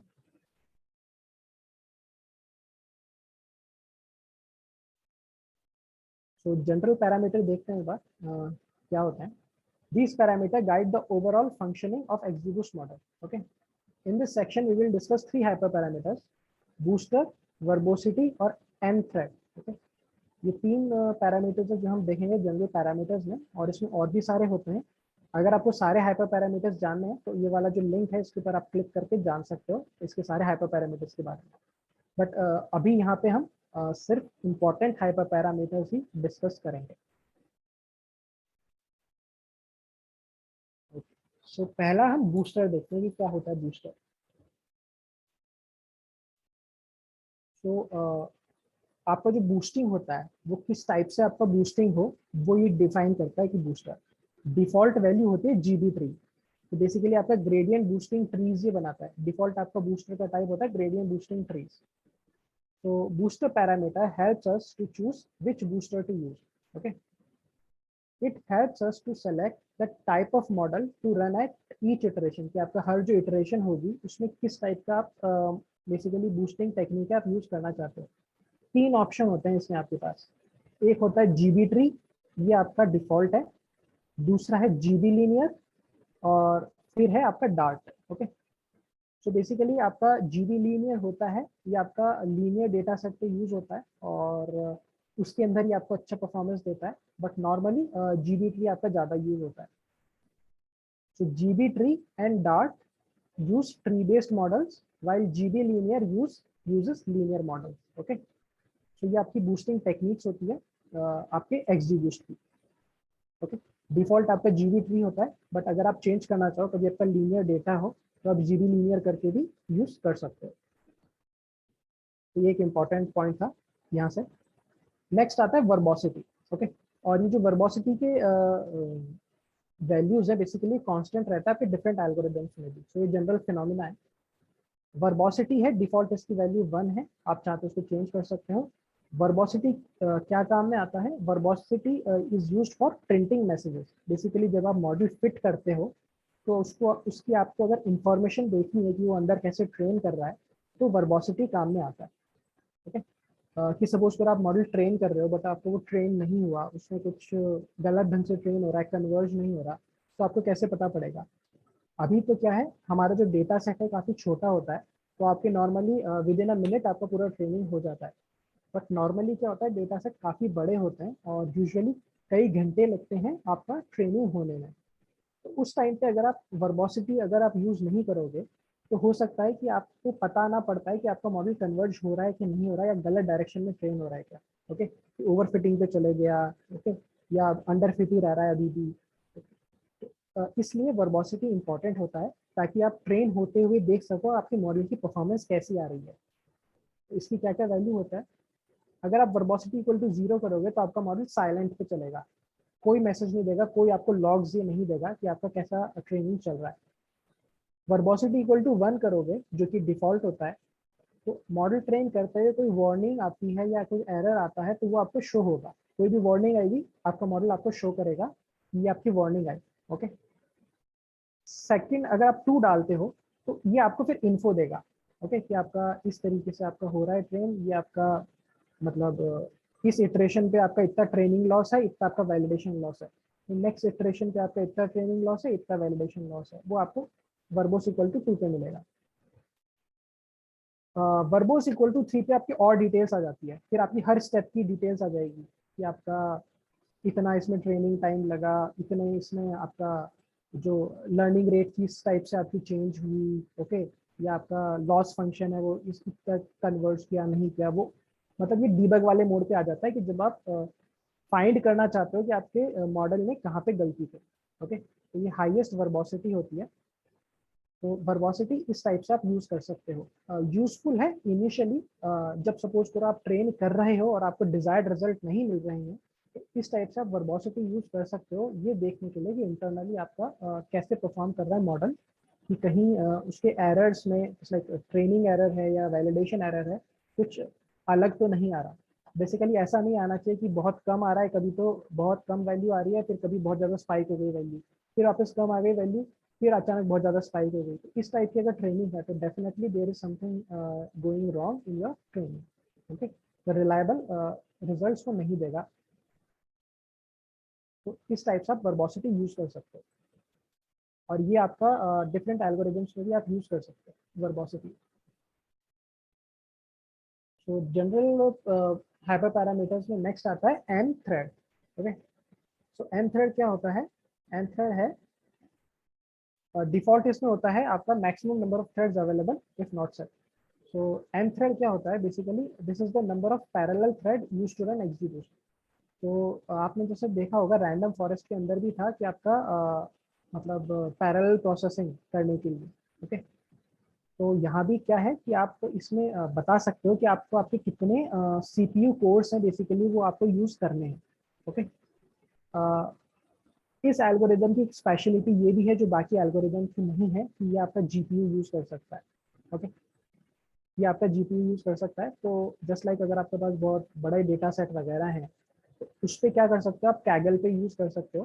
कैगल पे आप तो वहाँ पे उसका जीपीयू ऑन कर सकते हो कैगल के नोटबुक्स का, और फिर आप आपके एक्सजीबूस्ट यूज करके उस मॉडल को ट्रेन कर सकते हो। ओके, तो इसका भी एक तरीका होता है एक्सजीबूस्ट को बताने के लिए कि आपको जीपीयू यूज करना है। ओके, वो हम आगे देखेंगे इसको कैसे आप जीपीयू पे सेट कर सकते हो एक्सजीबूस्ट को। और बट इसकी एक स्पेशलिटी ये है कि इस पर आप जीपीयू यूज कर सकते हो, जो कि एक डिसएडवांटेजेस है मतलब बाकी एल्गोरिदम्स की, क्योंकि आप अगर बहुत बड़ा डेटा सेट है तो उसको ट्रेनिंग टाइम आपका ज़्यादा आएगा। ओके, तो बेसिकली एन थ्रेड क्या बताता है कि नंबर ऑफ कोर्स आपको कितने यूज करना है आपके सीपीयू के या जीपीयू के। Okay, so this is used for parallel processing and number of course in the system should be enter. Okay, कि आपको करना है कि एन थ्रेड इक्वल टू 1 है या 2 है या 3 है, और अगर आप सेट नहीं करते तो आपके जितने भी मैक्सिमम नंबर ऑफ थ्रेड्स हैं अवेलेबल वो ये यूज करता है। If you wish to run on all cores, अगर आप सारे कोर्स पे रन करना चाहते हो, value should not be entered and algorithm will detect automatically. Okay, so basically ये तब आपका यूज होता है कि जब आप चाहते हो कि आपको कुछ और भी काम करना है और आपका सिस्टम पूरा हैंग अप ना हो। क्योंकि जनरली क्या होता है कि अगर बहुत आपका बड़ा डेटा होता है, बहुत ज़्यादा प्रोसेसिंग होता है, तो आपका पूरा एक्सपैंड कर जाता है, सारे कोर्स को यूज कर लेगा, आपकी पूरी रैम ये फिल आउट कर देगा और आपका पूरा सिस्टम है वो स्लो हो जाएगा, हैंग हो जाएगा लाइक दैट। ओके, तो इसको लिमिट करने के लिए हम ये एन थ्रेड का कई बार यूज करते हैं कि okay don't use all of my system resources, limited resources use करके ही ट्रेन करो। ओके, और यही चीज़ आपकी टेंसरफ्लो के साथ भी होती है।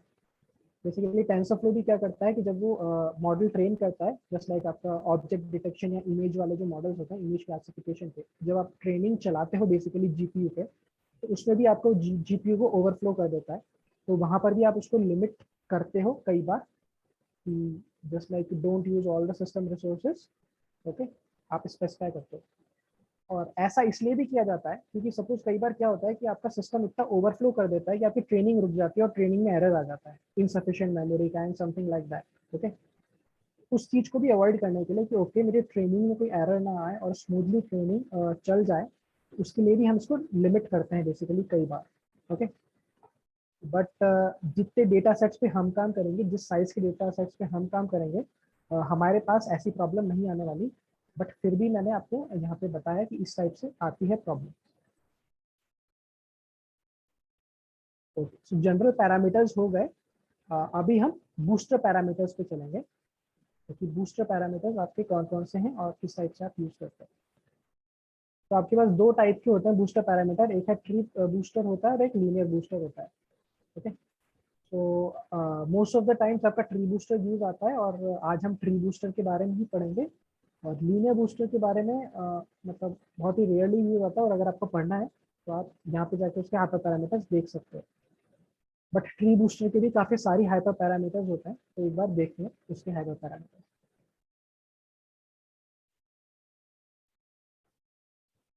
जो सबसे इम्पोर्टेंट है वो है ETA। ओके, और इसको आप लर्निंग रेट भी कहते हो। डिफॉल्ट इसकी वैल्यू होती है 0.3। Okay, so it is analogous to learning rate in GPU। तो आपका ग्रेडियंट बूस्टिंग होता है, उसके अंदर आपका लर्निंग रेट पैरामीटर होता है, यहाँ पे उसको ETA नाम से जाना जाता है।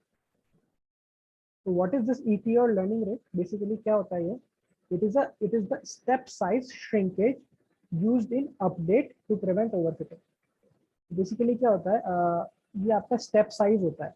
तो अगर आपका सपोज फॉर इस टाइप से आपका लॉस कर्व है अगर तो अगर सपोज कुछ टाइप दूसरे कलर से ले लेते हैं। इनिशियली आप सपोज यहाँ पर हो तो अब आपको कितना बड़ा स्ट्राइड लेना है। ओके, सो बेसिकली क्या होता है कि हर डायरेक्शन में ये देखता है कि आपका लॉस कहाँ पे कम हो रहा है। ये इस डायरेक्शन में देखेगा, सपोज करो, वो इस डायरेक्शन में देखेगा, इस डायरेक्शन में देखेगा। 3D प्लेन की बात कर रहा हूँ मैं अभी। सपोज करो आप 3D प्लेन में हो या आप एक हिल पे हो। सपोज करो कि आपका जो नॉर्मल है वो आप ऐसे एक हिल के ऊपर हो।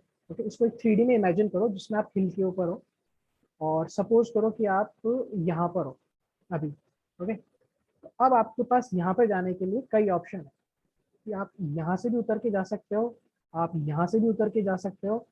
ओके, अब क्या होता है बेसिकली, ये हर डायरेक्शन में सर्च करता है। ग्रेडियंट बूस्टिंग में क्या होता है कि वो हर डायरेक्शन में सर्च करता है कि किस डायरेक्शन में मैं स्टेप बढ़ाऊं ताकि मेरा लॉस सबसे कम हो। ओके, ये बेसिकली लॉस की वैल्यू है जिसको हमारे को कम करना है।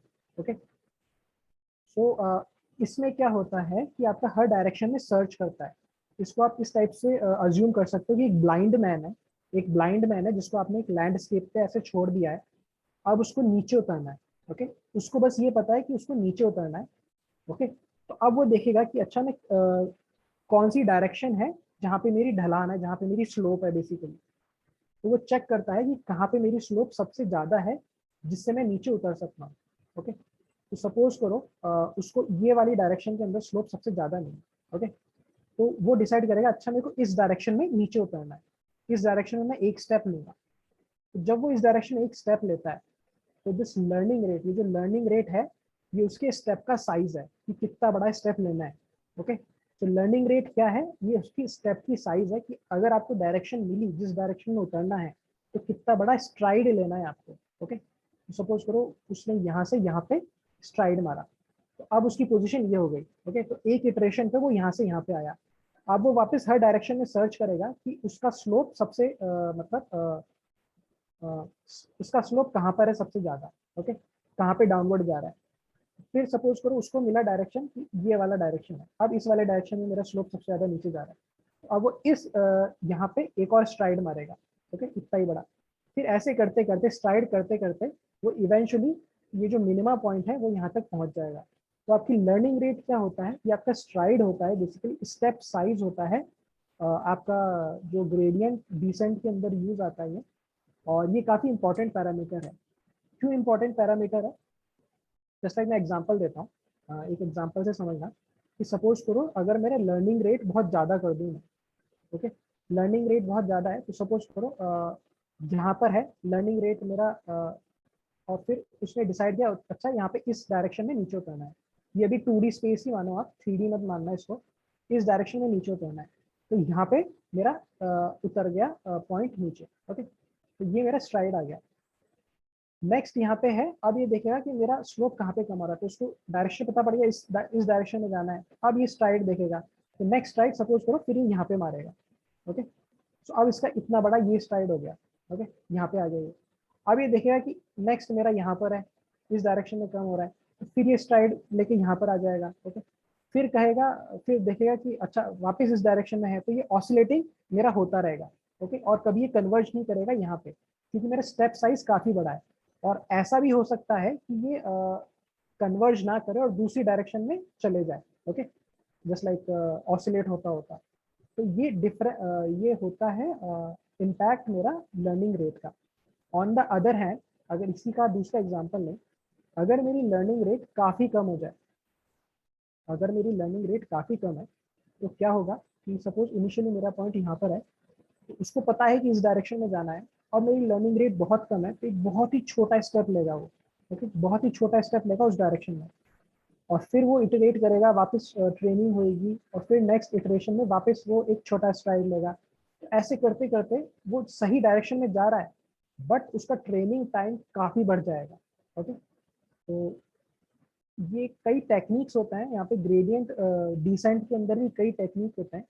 जस्ट लाइक आपका मोमेंटम होता है और आपका स्टोकास्टिक ग्रेडियंट डिसेंट होता है। ओके, और भी कई टेक्निक्स होता है इस मिनिमम पॉइंट तक पहुंचने के।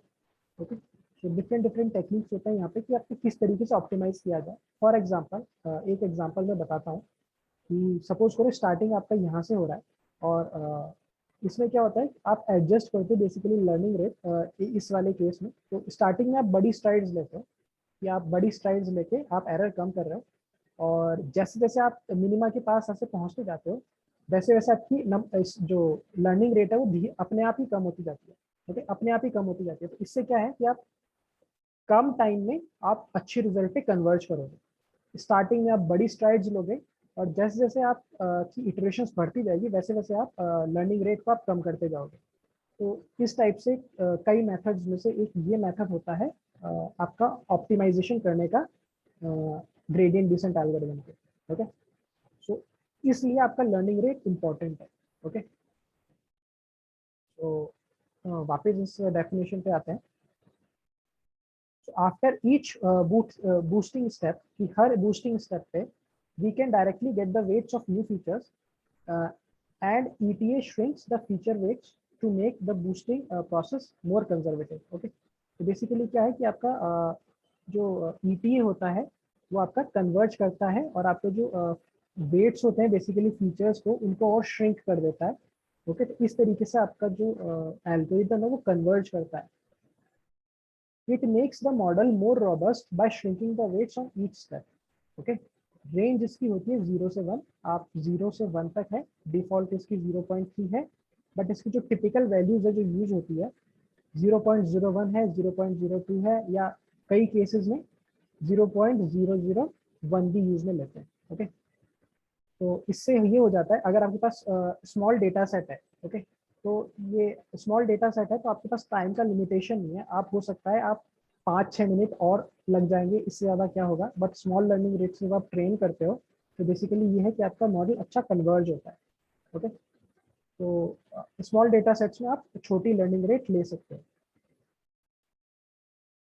So like this is learning rate, और ये इंपॉर्टेंट पैरामीटर है काफ़ी, आपकी एक्यूरेसी को डिफाइन करता है बेसिकली कि आपका एक्यूरेट कितना होएगा मॉडल।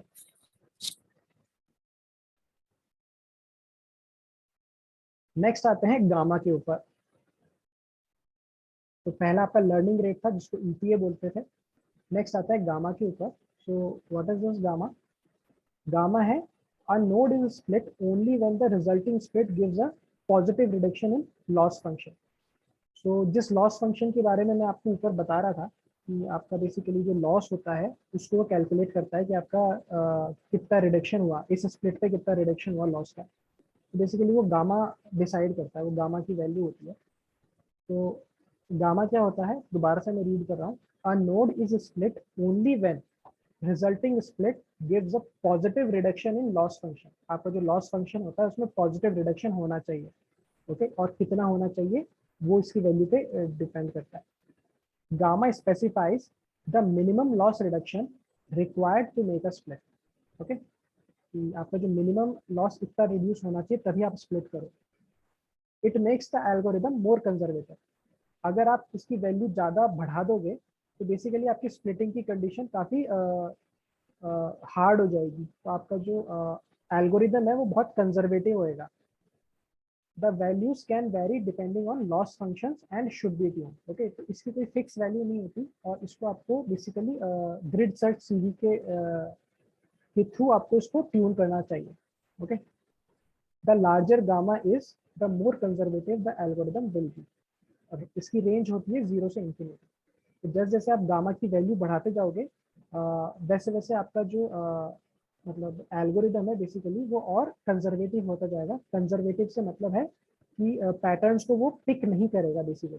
ओके, क्योंकि आपका जो अगर आपने ऐसी कंडीशन रख दी कि मिनिमम इतना ही लॉस रिड्यूस होना चाहिए तभी आप स्प्लिट करो, तो आपके जो अदर कंडीशंस हैं वो फुलफिल नहीं हो पाएगी और जस्ट मेजर कंडीशंस ही फुलफिल होके और आपका उतना ही लिमिट हो जाएगा आपकी पूरी एल्गोरिथम। ओके, अगर आपको और मतलब पैटर्न्स पकड़ने हैं तो इसकी वैल्यू आपको कम रखनी चाहिए।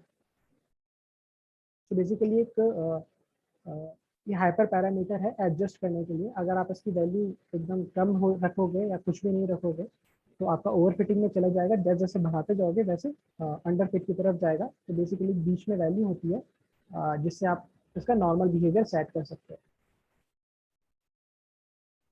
तो नेक्स्ट आता है मैक्स डेप्थ।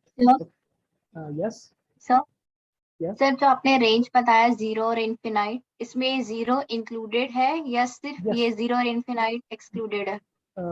0 एक्चुअली आप देखो यहाँ पे जीरो इसकी डिफॉल्ट वैल्यू इसकी जीरो है। ओके, तो जीरो इसकी डिफॉल्ट वैल्यू होती है और आप इसको चेंज करके आप इसमें यहाँ पे डिफरेंट डिफरेंट वैल्यूज आप डाल सकते हो बेसिकली। और जो ये आपने इनफिनाइट बोला है, ये वैल्यू हम कैसे डिफाइन करेंगे? ये क्या ये बहुत लार्ज वैल्यू के लिए हाँ, ये सिग्निफाई बहुत कर रहा है? लार्ज, हाँ लार्ज वैल्यू को सिग्निफाई कर रहा है। ऐसा नहीं होता है कि आपको इनफाइनाइट कोई वैल्यू डालना होता है। बेसिकली इसका ये है कि रेंज आपका बहुत ही कम से बहुत ही ज्यादा तक आप रख सकते हो, जीरो से जितनी आप इच्छा हो वहां तक आप रख सकते हो, based on your data, based on the performance of algorithm on your data. Okay, ये उसका सिग्निफाई करता है। Okay. पर आप देखो यहाँ पे जो ETA था, लर्निंग रेट था, उसकी स्पेसिफिक यहाँ पे कहा है कि 0 से 1 तक ही होता है। ओके, और नॉर्मल इस टाइप से वैल्यूज होती है उसकी। तो वैसे ही यहाँ पे है कि 0 से स्टार्ट होता है और आप कोई भी हायर वैल्यू तक रख सकते हो, just like 2000, 3000, 4000 and so on. Okay, basically इसको आपको ग्रिड सर्च CV से ऑप्टिमाइज करना पड़ता है कि आपके मॉडल के लिए क्या बेस्ट है।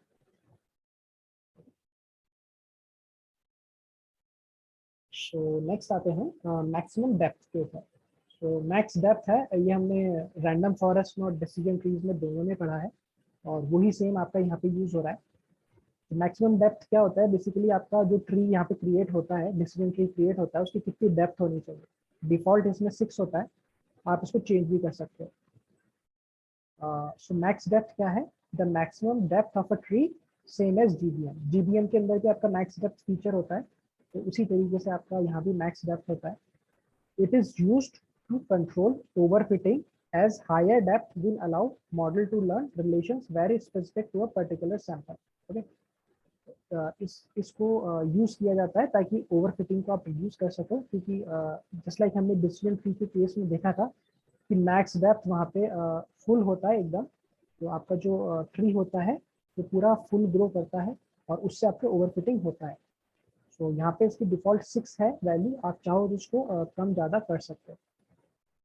Increasing this value will make model more complex and more likely to overfit. अगर यहाँ पे आप इस वैल्यू को बढ़ाते हो, जस्ट लाइक 10 करते हो, 15 करते हो, 13 करते हो, तो आपका जो मॉडल है वो और कॉम्प्लेक्स होता है और वो ओवरफिट होएगा डेटा पे।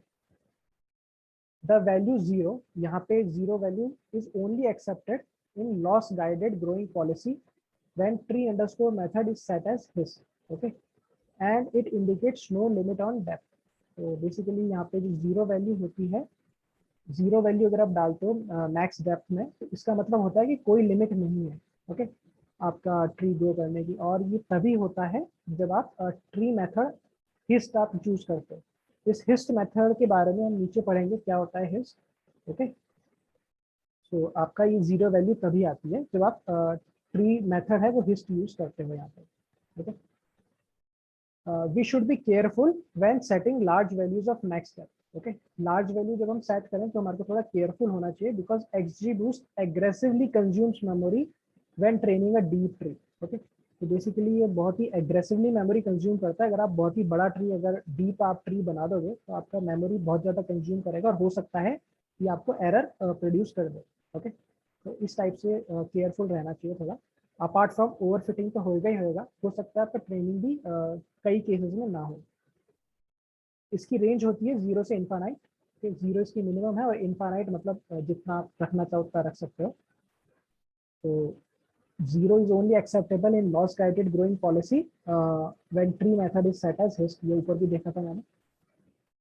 और यहाँ पे आप देख सकते हो कि should be tuned using CV, cross validation के थ्रू हमारे को इसको सेट करना चाहिए।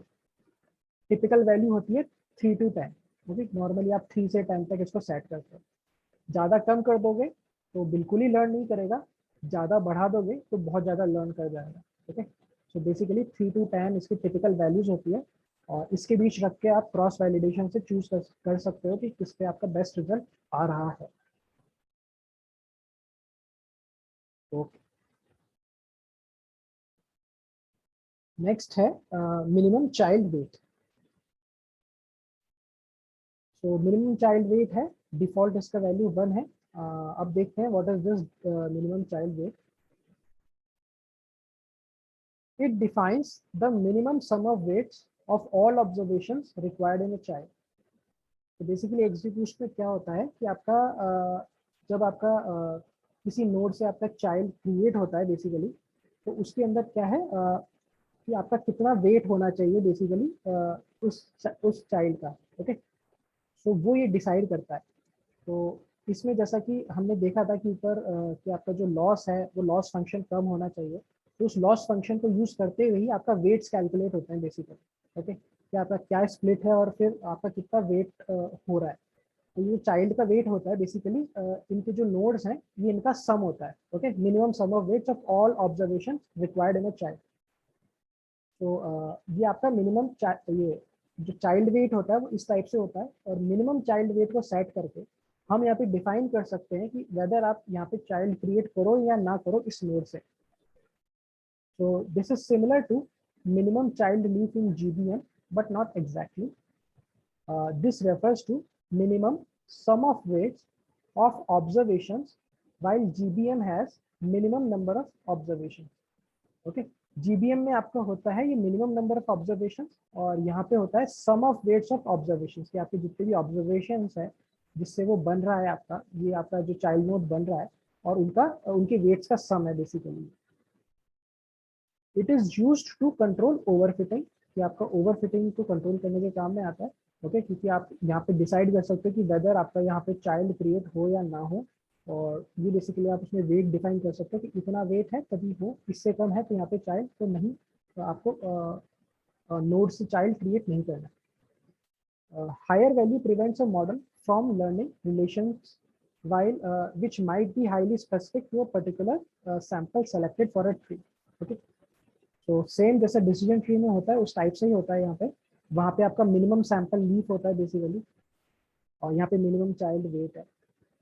To high values can lead to underfitting. आप ज़्यादा यहाँ पे वैल्यू कर दोगे तो अंडरफिट हो जाएगा, बहुत ही कम वैल्यू कर दोगे तो ओवरफिट, मतलब ओवरफिट तो नहीं होगा बट तो फिर भी ओवरफिटिंग के चांसेस हैं।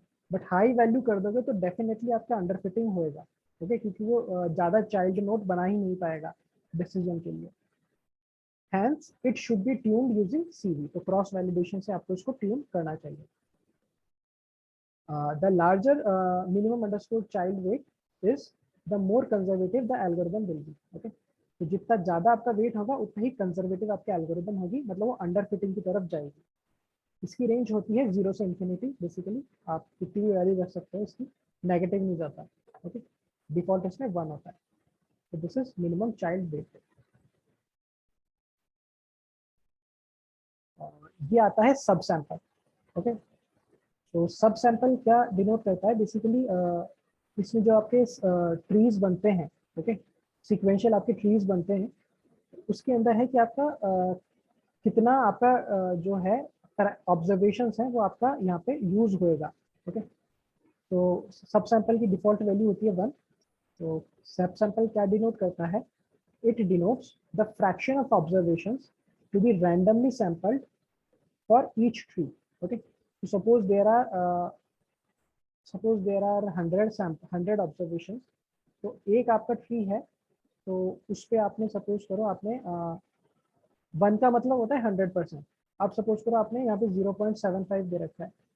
ओके, 0.75 दे रखा है, तो इसमें 100 में से कोई भी रैंडमली 75 रोज यहाँ पे आएंगी और उसके ऊपर आपका ये ट्री बनेगा। अब इससे नेक्स्ट आपका एक दूसरा ट्री बना, तो उसके ऊपर फिर वो वापस 100 में से कोई भी रैंडमली 75 रोज लेगा और फिर वो इससे ट्रेन करेगा। तो बेसिकली सब सैंपल है कि आपकी रोज के ऊपर सैंपलिंग हो रही है।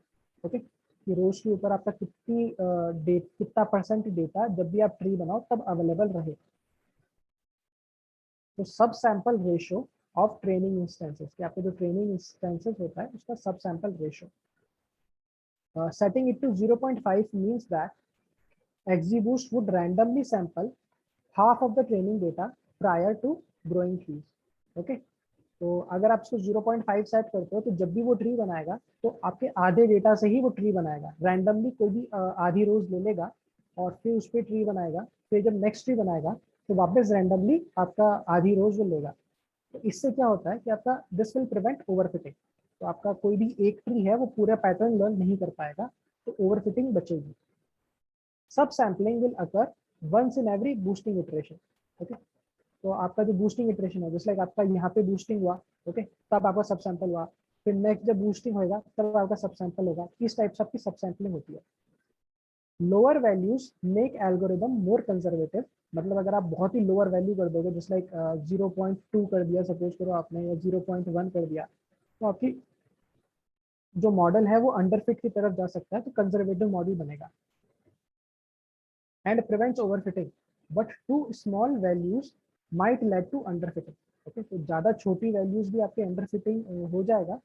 और अगर आप 1 है, 1 का मतलब है कि हर बार सेम डेटा सेट पे आपको क्रिएट हो रहा है। ओके, तो इसको भी आप यूज कर सकते हो अगर कभी आपका ओवरफिट हो रहा है डेटा, और अगर आपको उसको ओवरफिटिंग से रोकना है तो सब सैम्पलिंग भी एक तरीका है जिसको आप यूज कर सकते हो।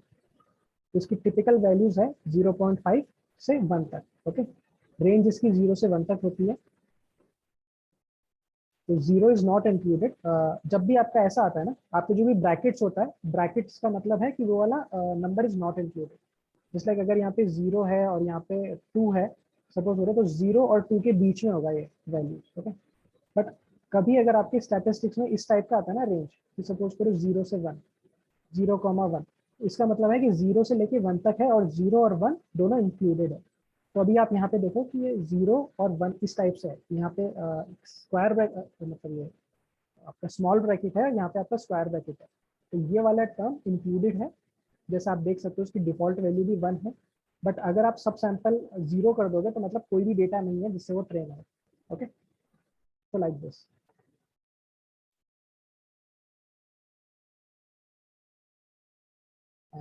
नेक्स्ट आते हैं, ये काफी इंटरेस्टिंग है। ऊपर हमने रोज की सैम्पलिंग देखी थी, यहाँ पे रोज की सैम्पलिंग थी। अब हम कॉलम्स की सैम्पलिंग देखेंगे। ओके, उसको भी आप यूज कर सकते हो। इसमें 4-5 टाइप के होते हैं ये आपके कॉलम सैम्पलिंग।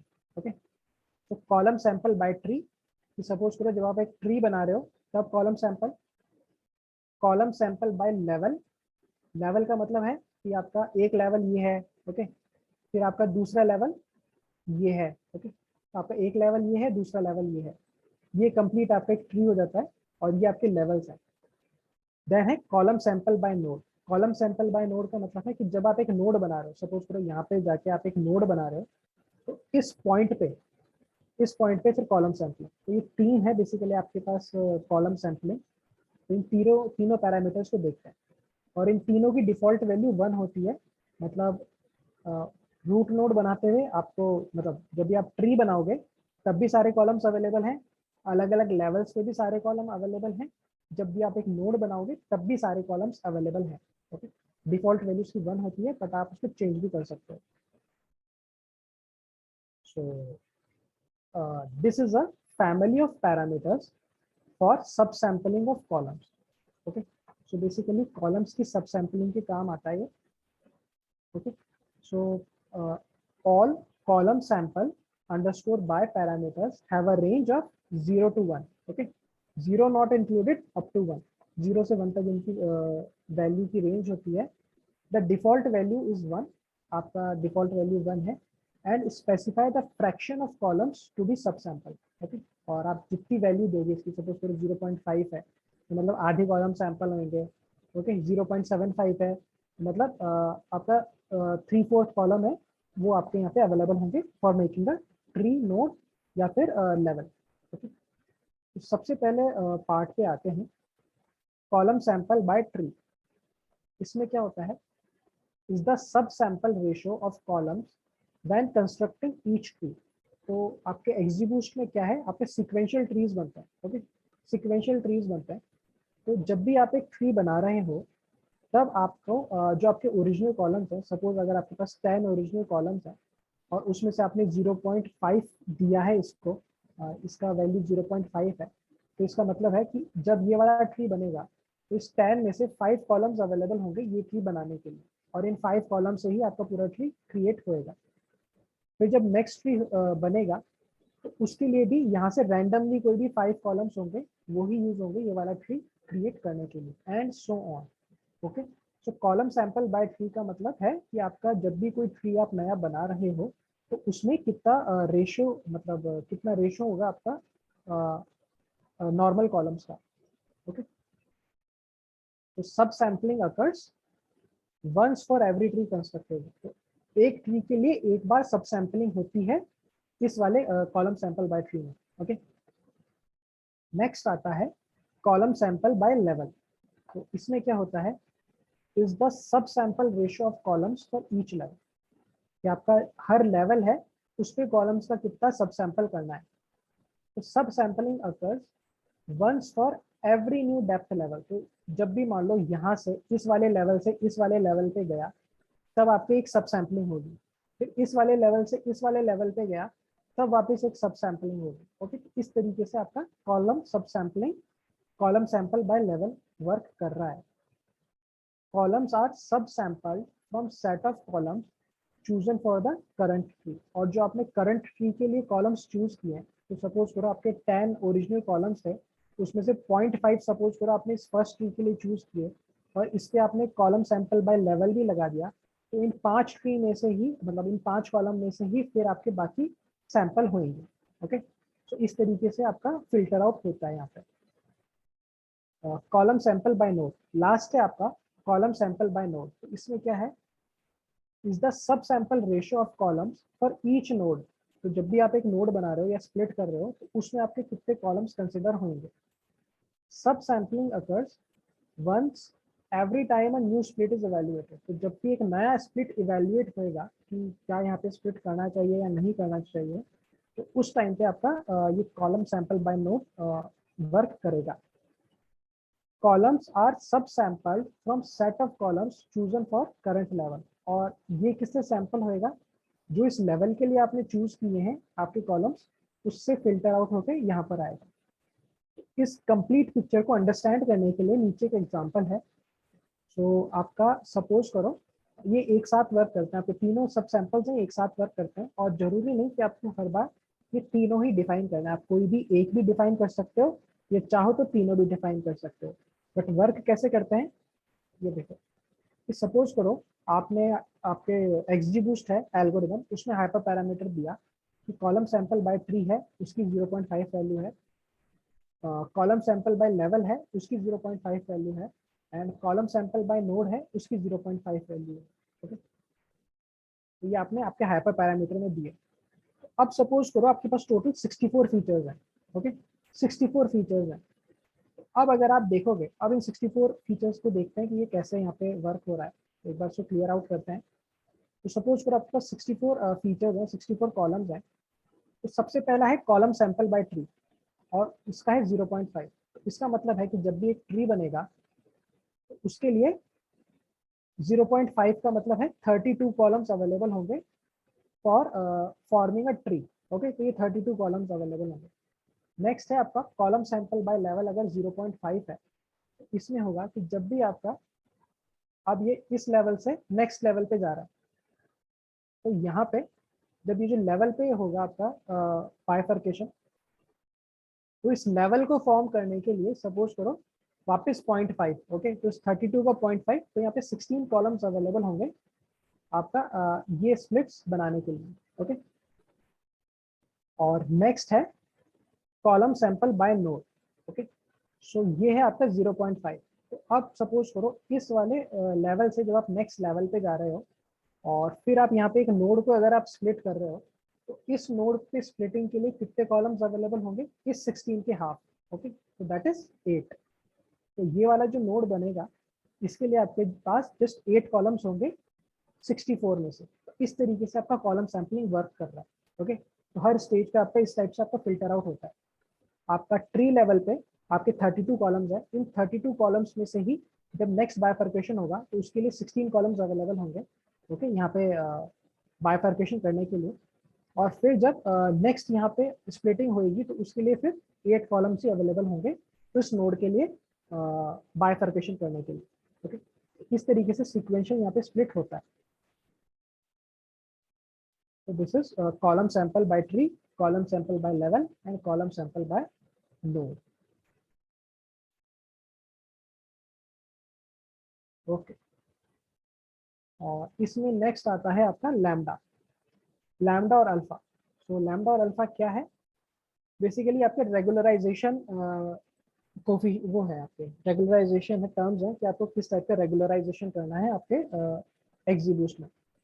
तो लैम्डा अगर आप यूज करते हो तो इसकी डिफॉल्ट वैल्यू 1 होती है, ओके। और यहाँ पे इसको रैक अंडरस्कोर लैम्डा भी कहा जाता है।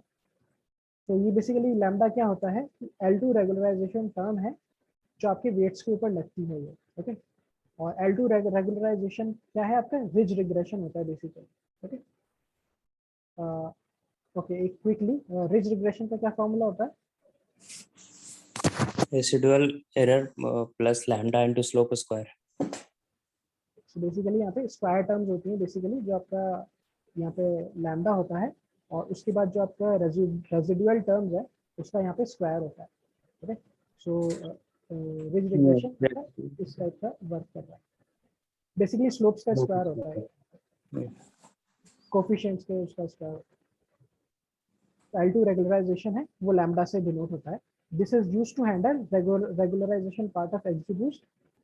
अगर आप इसकी वैल्यू इंक्रीज करते हो, increasing this value will make module more conservative. Default value 1 होती है, आप इसकी वैल्यू को बढ़ाते जाते हो तो उतना ही आपका यहाँ पे L2 रेगुलराइजेशन लगता जाता है आपके XGBoost के ऊपर, ओके।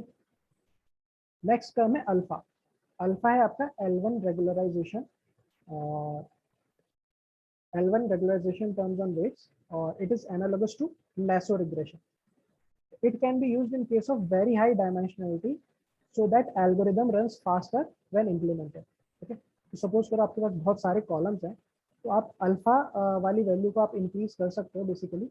तो उससे क्या होगा कि आपका कई सारे कॉलम्स हैं बेसिकली वो आपका जीरो हो जाएंगे, क्योंकि आपका लैसो रिग्रेशन में क्या करता है, कोफिशिएंट को जीरो कर देता है, तो फीचर सिलेक्शन का काम भी करता है। तो जब आपका हायर डायमेंशनल में डेटा होता है तो इसको आपको यूज करना चाहिए ताकि आपका जो एल्गोरिदम है वो ट्रेन फास्टर हो जाए। Increasing this value will make model more conservative.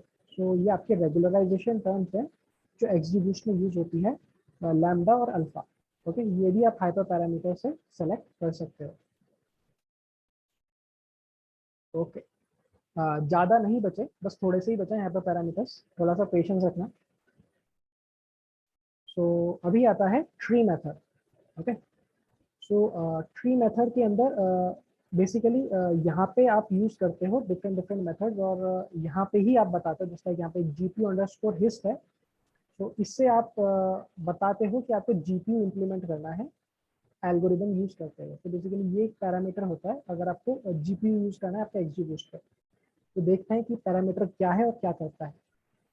तो ट्री मेथड क्या करता है, the tree construction algorithm used in XGBoost, okay। तो बेसिकली आपका ट्री कंस्ट्रक्शन एल्गोरिदम है कि आपका जो ट्री है वो कंस्ट्रक्ट कैसे हो रहा है, ओके। सो XGBoost सपोर्ट क्या क्या वैल्यूज होती हैं इसमें, approx method, hist method and GPU hist for distributed training, okay. तो अगर आपको डिस्ट्रीब्यूटेड ट्रेनिंग करनी है तो ये आपके 3 वैल्यूज होते हैं, अप्रॉक्स होता है, हिस्ट होता है और GPU हिस्ट होता है। Experimental support for external memories available for approx and GPU hist, okay। So this is another thing कि आपका experimental support होता है कि अगर आपका कंप्यूटर की मेमोरी फुल हो जाए तो और एक्सटर्नल मेमोरी का सपोर्ट ले ले। चॉइसेस क्या होती है इसमें, ऑटो है, एक्सट्रैक्ट है, अप्रॉक्स है, हिस्ट है, GPU हिस्ट है। ये डिफरेंट आपकी चॉइसेस हैं इसमें। सो ऑटो क्या है, बेसिकली थोड़ा टेक्निकल है, बट ये आपका डिफॉल्ट रहता है और ऑटोमेटिकली ये चूज कर देता है। मोस्ट ऑफ द टाइम्स हमारे को इसको छेड़ने की जरूरत नहीं होती है। मोस्ट ऑफ द टाइम्स ये तभी काम आता है जब आपको इसको GPU पे करना हो, और ऑटो आपका खुद ही आपका सेट कर देता है कौन सा एल्गोरिदम आपको यूज करनी है। तो ऑटो में क्या है, use heuristic to choose the fastest method, okay. For small to medium data set exact greedy will be used, okay. तो उस पे आपका यहाँ पे ये एग्जैक्ट अप्रोच है वो यूज होता है small to medium data set पे। For very large data set approximate algorithm approx will be used, okay. और जो लार्ज डेटा सेट है उस पर अप्रॉक्स यूज होता है। ये बेसिकली आपके ट्री फॉर्मिंग टेक्निक्स है कि आपको एग्जैक्ट ट्रीज बनाने हैं या अप्रॉक्स रिजल्ट रखना है या आपको GPU यूज करना है ट्रीज बनाते वक्त, okay. So like that. because old behavior is always use exact greedy in single machines, user will get a message when approximate algorithm is chosen to notify this choice. Okay, so normally आपका exact ही use होता है ज़्यादातर. Okay, but कभी अगर approx use होता है तो आपको मैसेज देता है कि आप अप्रॉक्स यूज कर रहे हो. ओके, ऑटो में. तो यहाँ पे देखते हैं एग्जैक्ट है आपका एग्जैक्ट ग्रीडी एल्गोरिदम, अप्रॉक्स है approximate greedy algorithm using quantile sketch and gradient histogram. Okay, इसको ज़्यादा अंडरस्टैंड करने की जरूरत नहीं है. हिस्ट है, फिर हिस्ट आता है fast histogram optimized approximate greedy algorithm. It uses some performance improvement such as bins caching. Okay, तो ये आपका हिस्ट होता है. और बेसिकली नेक्स्ट आता है आपका जीपीयू हिस्ट. ये आपका जीपीयू इम्प्लीमेंटेशन है ऊपर वाली हिस्ट एल्गोरिदम का. ओके, बट प्रैक्टिकली देखा जाए मोस्ट ऑफ द टाइम आपका ऑटो यूज करते हो और आपका वर्क हो जाता है. इसमें आपको ज़्यादा चेंज करने की जरूरत नहीं है क्योंकि आपके ये दो ही हैं. इसके बाद आपका हिस्ट आता है स्पेसिफिकली. और जीपीयू हिस्ट आप तभी यूज करते हो जब आपको जीपीयू यूज करना है. ओके, सो जीपीयू आपका कब यूज करते हैं जब आपके पास बहुत ही लार्ज डेटा सेट है. सपोज आपके पास 50 लाख या 60 लाख रोज का डेटा है, उसको आपको ट्रेन करना है कहीं पे और फिर आपको डिफरेंट हाइपर पैरामीटर्स टेस्ट करना है. तब आप जीपीयू यूज में लोगे उसको ट्रेनिंग के लिए और हाइपर पैरामीटर टेस्टिंग के लिए. क्योंकि अगर आप सिर्फ सीपीयू से करने बैठ गए तो आपको हो सकता है कई दिन लग जाए उसको कंप्लीट करने में.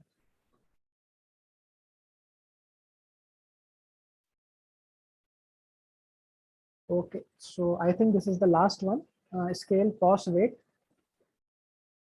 तो ये बेसिकली क्या करता है, ये यहाँ पे मैंने इसलिए रखा क्योंकि ये इम्पॉर्टेंट है आपका इनबैलेंस्ड क्लासिफिकेशन टाइप के प्रॉब्लम्स हैं. तो what it does, it controls the balance of positive and negative weights. Okay, it is useful for imbalance classes.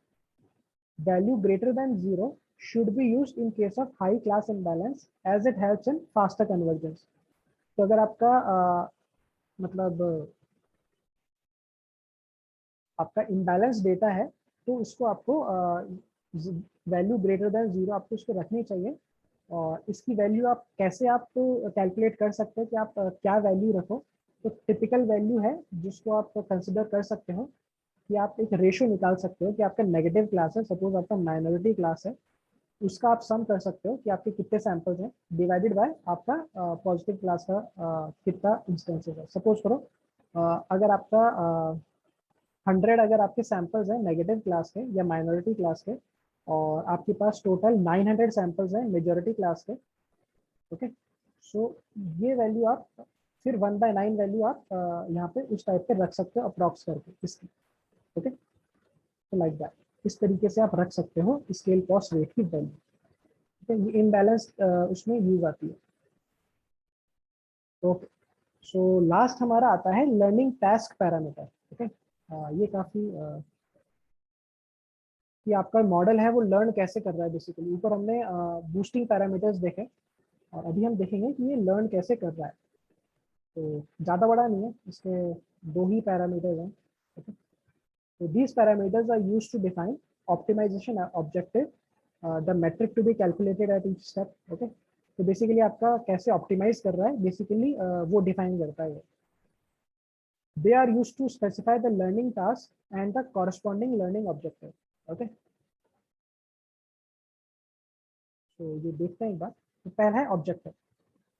So objective क्या है आपके एक्जीबूस्ट का. ओके, सो ऑब्जेक्टिव के अंदर आप डिफाइन करते हो तो इसकी डिफॉल्ट वैल्यू होती है स्क्वायर्ड एरर. ओके, आपका स्क्वायर्ड एरर इसकी डिफॉल्ट वैल्यू होती है ऑब्जेक्टिव की. तो ऑब्जेक्टिव क्या डिफाइन करता है, it defines the loss function to be minimize. कि आपका जो लॉस फंक्शन को मिनिमाइज करना है आपका ऑब्जेक्टिव वो डिफाइन करता है. Most commonly use values are given below. तो बेसिकली इंटरनली एल्गोरिदम क्या वैल्यू ले और उसके ऊपर खुद को इम्प्रूव करे. बेसिकली ये वो है कि कौन सी वैल्यू एल्गोरिदम देखे और उसके बेसिस पे खुद को इम्प्रूव करे. डिफॉल्ट वैल्यू है स्क्वायर्ड एरर और बाकी ये सारी वैल्यूज है जो यूज होती है. ओके, तो नेक्स्ट है आपका स्क्वायर्ड एरर, ये आपका डिफॉल्ट वैल्यू है. नेक्स्ट आता है आपका स्क्वायर्ड लॉग एरर. ओके, सो रिग्रेशन टास्क में यूज होता है विथ स्क्वायर्ड लॉस. मतलब इसका फॉर्मूला है squared log loss of 1/2 log pred plus 1 और ये इसका पूरा फॉर्मूला है basically. Okay, so all input labels are required to be greater than 1.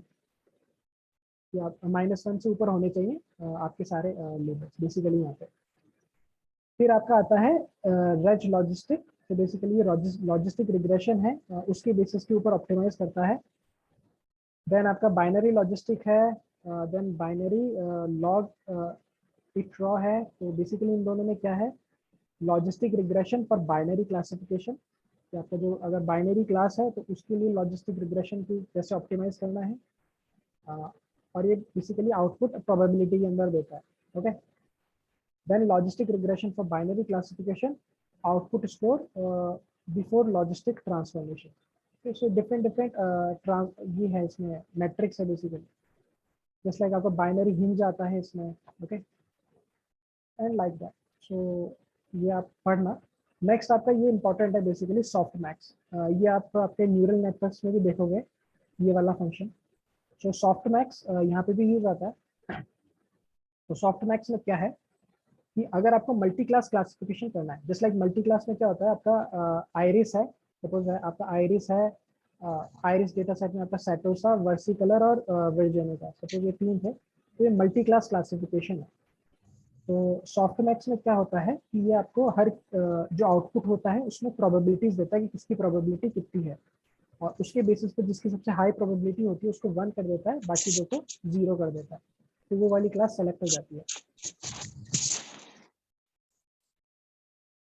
Okay, so this is how your soft max is behaving. तो basically क्या करता है, आपके तीनों क्लासेस की ऊपर प्रोबेबिलिटीज निकालता है। कि सपोज करो इसकी प्रोबेबिलिटी है आपका 0.4 है सपोज करो, और बाकी 2 की 0.3 है, और इसकी भी 0.3 है। ओके, तो इस केस में क्या करेगा वो कि आपका जो सेटोसा वाला है, सेटोसा को ये 1 कर देगा, बाकी दोनों को 0 कर देगा। तो ये आपका सॉफ्ट मैक्स होता है। XGBoost do multi-class classification using softmax objective. You also need to set num classifier कि आपके कितने नंबर ऑफ क्लासेस हैं। अगर आप ये यूज कर रहे हो तो उसको आपको स्पेसिफिकली बताना पड़ेगा कि आपकी नंबर ऑफ क्लासेस कितनी है। तो ये तो आपका आंसर आता है कि आपका फाइनल बताता है कि ये वाली क्लास आपकी आउटपुट है। ओके, अगर आपको प्रोबेबिलिटीज चाहिए तो आपका होता है सॉफ्ट प्रोब। तो ये क्या करता है कि ये जो प्रोबेबिलिटीज है वो आपको निकाल के देता है आउटपुट में। ओके, जैसे हम बाकी आपने देखा था कि हम प्रिडिक्ट अंडरस्कोर प्रोबा यूज कर रहे थे, तो उसमें प्रोबेबिलिटीज दे रहा था वो 0 और 1 क्लास की। In the same way soft probe आप यूज करोगे तो आपका मल्टी क्लासेस की प्रोबेबिलिटीज है वो आपको मिल जाएगी। तो सेम है सॉफ्ट मैक्स होता है, but output a vector of n data n class, which can be further reshaped to n data n class matrix. The result contain predicted probabilities of each data point belonging to each class. So ये important है यहाँ पे। The result contains predicted probability of each data point belonging to each class. Okay. तो suppose करो अगर आपका first जो data point है उसकी ये तीनों प्रोबेबिलिटी है कि वो सेटोसा में 0.4% बिलोंग कर रहा है, वर्जीनिका में 0.3 कर रहा है, वर्सिकलर में भी 0.3% कर रहा है। ओके, तो इस टाइप से इसकी प्रोबेबिलिटीज आ जाएगी। तो दिस इज ऑब्जेक्टिव। और लास्ट है आपका इवैल्यूएशन मैट्रिक्स। तो ये आपकी कुछ इवैल्यूएशन मैट्रिक्स है जो आपका XGBoost में यूज होती है। तो ये वो वाली मैट्रिक्स है, the metric to be use for validation data. कि जो आप वैलिडेशन डेटा यूज कर रहे हो उस पर कौन सी मैट्रिक्स आपको लगानी है। The default values are RMSE for regression. Regression के लिए root mean square error, error for classification कि आपका कितना % एरर आया बेसिकली। ओके, आप डॉट स्कोर में एक्यूरेसी निकालते थे, एक्यूरेसी का जस्ट उल्टा आपका एरर होता है। तो यहाँ पे क्लासिफिकेशन के लिए एरर होता है। And mean average precision for ranking. तो मीन एवरेज प्रिसीजन आपके रैंकिंग वाले टास्क के लिए होता है। बट इसमें आप मल्टीपल इवैल्यूएशन मैट्रिक्स भी ऐड कर सकते हैं। ओके, सपोज करो आपको जस्ट लाइक आपको प्रिसीजन भी चाहिए, आपको रिकॉल भी चाहिए, और आपको AUC स्कोर भी चाहिए। तो ये तीनों भी आप इवैल्यूएशन मैट्रिक्स यूज कर सकते हो इसके अंदर। ओके, यहाँ पे स्पेसिफिकली दे सकते हो। पाइथन के अंदर okay, Python users must pass the metrics as a list of parameters instead of maps. Okay, तो आप डिक्शनरी के अंदर पास नहीं कर सकते यहाँ पे। अगर आपको डिफरेंट मैट्रिक्स यहाँ पे पास करनी है इवैल्यूएशन, तो आप सिंपल क्या करोगे, एक लिस्ट बनाओगे और उसमें सपोज पास कर दोगे, यहाँ पे आपका प्रिसीजन है, नेक्स्ट आपका रिकॉल दो, फिर आपका AUC दे दो, ठीक है। तो इस टाइप से आप मल्टीपल एवेल्यूएशन मैट्रिक्स यहाँ पे पास कर सकते हो। The most common values are given below. तो मोस्ट कॉमन वैल्यूज है आपका RMSE है, root mean square error, mean absolute error, log loss होता है, ये आपने देखा था लॉजिस्टिक रिग्रेशन के केस में। देन आपका एरर होता है, ये बाइनरी क्लासिफिकेशन एरर रेट, इसका मतलब ये है कि आपका जो आपके रॉन्ग क्लासिफाई हुए हैं डिवाइडेड बाय आपके total cases, okay. Just like accuracy में क्या होता था कि आपके मॉडल ने जितना सही प्रेडिक्ट किया है divided by total number, okay, total number of your रोज, तो उससे आपकी एक्यूरेसी आती थी। और एरर में क्या है कि आपके मॉडल ने कितने गलत प्रेडिक्ट किए हैं divided by total number of आपके प्रेडिक्शंस या रोज, ओके, लाइक दैट। इसका थ्रेशोल्ड होता है 0.5 और इसके हिसाब से फिर वो करता है प्रेडिक्शन, ओके, कि कितने सही क्लासिफाई किए, कितने गलत क्लासिफाई किए। देन आपका M एरर होता है, ये multi class classification error rate है कि सपोज अगर आपके पास 2 से ज़्यादा है, बाइनरी में क्लासिफिकेशन है तो एरर यूज में आएगा, मल्टीपल क्लासिफिकेशन है तो M एरर यूज में आएगा, ओके, और उसका भी सेम तरीके से होता है। देन आपका M लॉग लॉस है, मल्टीपल लॉग लॉस, फिर आपका AUC है और AUC PR, आपका जो PR कर्व है उसका एरिया, प्रिसीजन रिकॉल कर्व है उसका भी area under precision recall curve, तो लाइक दैट। ये आपकी सारी इवैल्यूएशन मैट्रिक्स है जो आप यूज कर सकते हो XGBoost के अंदर। तो this is your evaluation matrix. तो यहाँ पे आपका ये टोटल XGBoost था जो आज हमने देखा।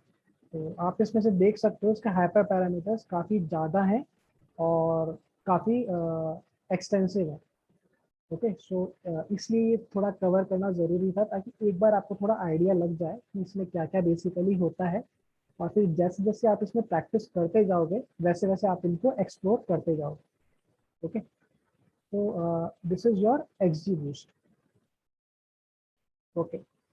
सो कल क्या करेंगे, कल 2 ऑप्शन है हमारे पास, आप लोग ही बताना कि कल या तो XGBoost है इसका प्रैक्टिकल हम करें या फिर कल हम हमारा प्रोजेक्ट स्टार्ट करें, किस तरीके से करना चाहोगे कल की क्लास? XGBoost स्टार्ट कर दो सर। सो XGBoost का जो आज हमने थ्योरी किया है, तो डिफरेंट हाइपर पैरामीटर्स हैं, वो एक बार कल हम एक्सटेंसिवली देखेंगे कि किस हाइपर पैरामीटर से क्या होता है और उनको यूज कैसे किया जाए, ओके।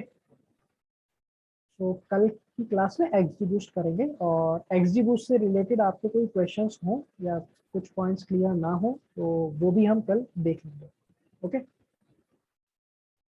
ओके, सो आज की क्लास एंड करते हैं यहीं पे, okay. Okay, thank you everybody. Thank you sir.